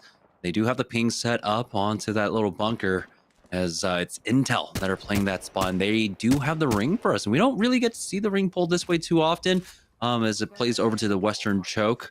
But again, it's Intel that are looking to play gatekeeper from that position. That's why Liquid are giving them a wide berth and are coming in from the eastern side. Yeah, hitting the mega flank here. Maybe possibly a balloon rotation. Absolute psychos on the Team Liquid side. But I would love to see where Cooler's located and see what kind of armors, gun combinations that they have throughout all of this. But with only 10 squads left, Alberlele has no fear in this dojo. He's picking out a couple different spots to land. They're just going to elect to go up the ramp most likely and around the corner. So they should be safe. It's pretty safe for especially Alberlele to go and do that. He was just kind of getting information as they wanted to see exactly what's going on. He could just easily pop his Q. A team flies in behind him though, and now while that's happening, Flanker's getting hit from the side. This is horrible timing. They may want to consider just bailing from this. Yeah, it's the guys that rotate Nocturnal with that high ground angle. Is Alberlele using the port, that movement speed boost to join his team and also give them the port to get out there. Nox gas grenade is taking down on that squad. There's another caustic on the other side here. Does hit for decent damage with that Mastiff, but is it enough? As he tries to go for that spray, here comes the EMP. We have double golds for Team Liquid so they can reset real quickly, but Flanker has taken so much damage, he's gonna go down, as it's gonna be a lot of teams here trying to get involved in this for now. Nocturnal is gonna pop that bat, and he'll go for the repeat. The res is there, and they have the gold bag as well, and so this is just reset central as the zone is now closing in on them. They're gonna be taking pressure from that as Intel were involved here on the side, and Sentinels do fall throughout all of that, but Intel now playing this as a solo until Tempest does go down. And yeah, we do have confirmation. Cooler's still alive as they pick up that kill onto Tempest. CLG do not like seeing that now as Liquid playing here on a low ground position. It's a little bit exposed, but luckily for them, not too many teams are peeking out at this point. We'll see if there's a squad above them. I believe Rockstar are in roughly the same area as well. We're down to 8 squads, 24 players remaining. Nice job there by Cooler, kind of staying low-key the entire time and popping out, taking down Team Intel. Unfortunate for Tempest that his teammates did go down. It was a pretty solid effort overall, but now CLG trying to figure out how they're going to get out of here. Flanker actually gets a knock onto LG. They were tied overall, and no one takes any damage on the Liquid side. So now you have LG on the ropes. That's going to be the grav lift coming through. Great shots from Nocturnal. Also tosses down that black hole. They're going to full send this already with the numbers. What an annoying sequence to deal with. However, Rugby, we've seen him pop off before. Ron's still alive too. Now it's up to Flanker in a one-on-one. And CLG are coming in for the third party now. As you can see, they do help clean that one up. Lou, not overstay his welcome here. Has to be careful. I know you want to get these kill points, but again, you have to worry about the flank as well. And so as they get tagged from that angle, they do back away, and do not overstay that welcome whatsoever. With 40 seconds remaining, you have to secure your rotation. You have to secure your next spot. There's a building. Do they know if there's a team over there? They're going to check their backs to their north to see if anyone else is coming in from the sorting factory side, and doesn't look like it. Now their attention has been turned on over the other way to rotate here, but Madness still has his eyes set on the result of that battle. Again, this is a really, really dangerous spot in CLG and Cooler. Top 2 teams currently in the lobby now.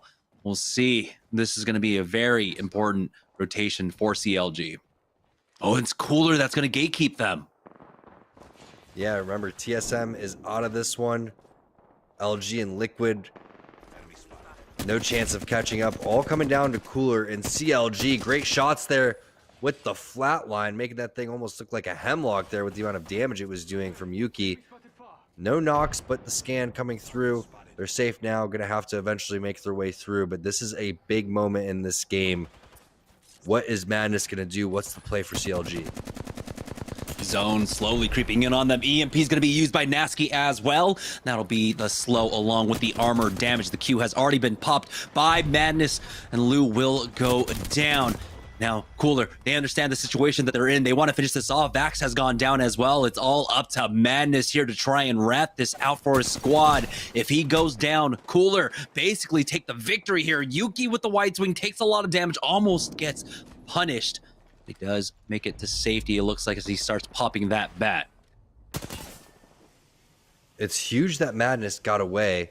He still has his portal. He's just holding on to it. Vaxlon in the vicinity may be able to pull off a miraculous play. We should stay on board with Madness here and see exactly what's going to happen. He's just gathering information over around the corner. I think he's trying to get it so Vaxlon can take this portal and head over towards him for a safe res away from where LG was. Rugby takes a lot of damage from behind.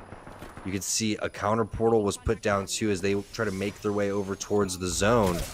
EMP is going to be popped, but what a job by Madness surviving throughout all of that craziness to get through and possibly be able to, oh, Vaxon actually gets taken out right there too. So looks like Cooler was able to find him. Yuki hunts down both players. That's huge. Now it comes down to LG and Team Cooler.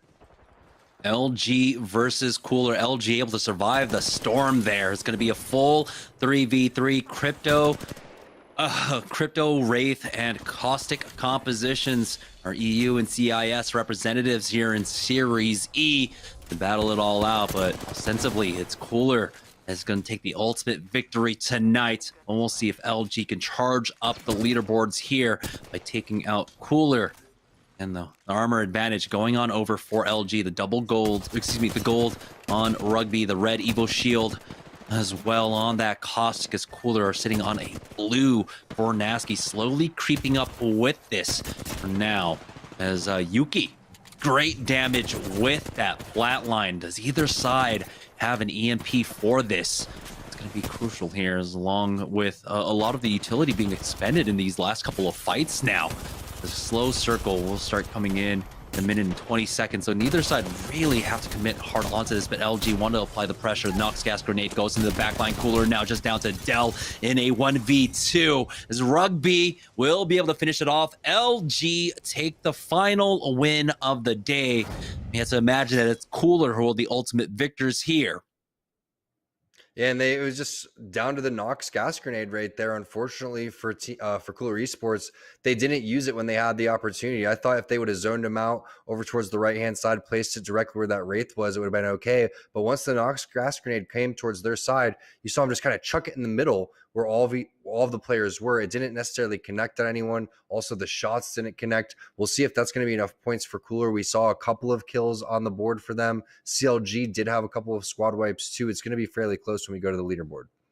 Yeah, so we're going to take a short break while we tabulate all the results. When we get back, we'll have the final winners of the evening. So don't go anywhere, guys. This is Series E.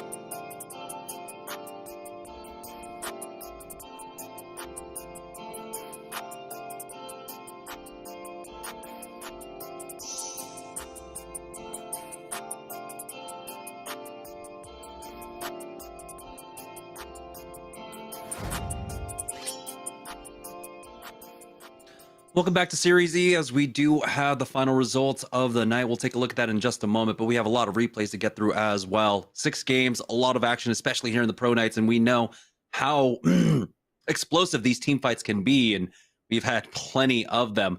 The pace of the games being extremely fast at this point across our 6 games. So let's go ahead and take a look at our Mobile One high performance moments of the night. As this was the final team fight, and I mean, Tom, you can go ahead and just break this one down. Yeah, just pay attention to the gas grenade here. The opportunity is there for Yuki if he wants to use it. He sees where a couple players are. That's your opportunity to go and place this one right on that right-hand side when you're reloading here. But as he's reloading, the grenade comes through. It connects so nice that Serdell has to go and get aggressive ahead. Yuki doesn't have time to hit cells. Nasky pushes up, misses a couple of shots, takes a lot of damage. Yuki takes a lot of damage. And you can see on the LG side, they barely took anything on Ron's side, on Rugby's side. Free 3v3 there for LG, making it look easy against one of the best teams that we have in the lobby. Yep, and so we'll see, did LG do enough to hit top 2? And they did, with a crucial knockout by Cooler in that last game. That is the difference maker. Luminosity taking game number 6, propelled themselves up into top 2. Cooler are the ultimate winners of this week. I see what happened. The EU boys are in cahoots with one another. Cooler threw that fight so LG would overtake CLG. Now that wouldn't even mattered. It would have been a tie, but nice job by our EU EMEA teams. They are really impressing. They are showing that the crypto caustic comp, if you can run it correctly, is strong, especially with the way that they're playing that. But the shots were there, the teamwork was there, the communication was there. Great games by CLG, by TSM. It could have been any one of these top 4 teams win today, but overall it was Cooler Esports. And extremely impressive for Cooler. Maybe they just continue to drop over at Thermal Station now, or I guess Alliance. So maybe you don't challenge that. But Cooler Esports, they've been on the up and up. I mean, they've had to make a lot of adjustments. Of course, Autumn was not the greatest for them at all. It's been a huge growing pain moments for Cooler Esports, but it looks like they have found the way they want to play. Yuki now off of the Wraith, going on over to that Caustic. Dell back on that Wraith. They look a lot more comfortable, Tom. They really do. It's a lot of fun to watch right now, and I just got to give props again to the teams that are adapting this new playstyle, this new meta. We saw a new meta and playstyle coming out from Team Liquid with Horizon. Maybe a couple teams are going to go and adapt that, but overall, a lot of fun games here on our Pro Day today. Yeah, so congratulations once again to Cooler Esports and LG, our first and second place respectively, with CLG coming in third place. That's going to do it for us, though, here at Series E. This was Rockstar Week, so make sure you get your last-minute giveaways. I don't know if we're still doing it, but we've been doing that all week long, and so hopefully we have a lot of winners there. I want to go ahead and thank all of our partners, of course, and our newest partner that we picked up last week, Mobile One, joining us here for Series E and all the support that they're giving to the Apex Legends ecosystem. That's going to do it for us, but that's not the end of Apex Legends actions. We've got, of course, the ALGS taking place this week, and so make sure you're following those accounts as well. We will be back here next Tuesday for our regular 8-game night, our open registration night. So make sure, of course, you have your calendars all set. 5 p.m. Pacific Standard Time here on Tuesday. That's when we will see you. That's going to do it for us. Have a good night.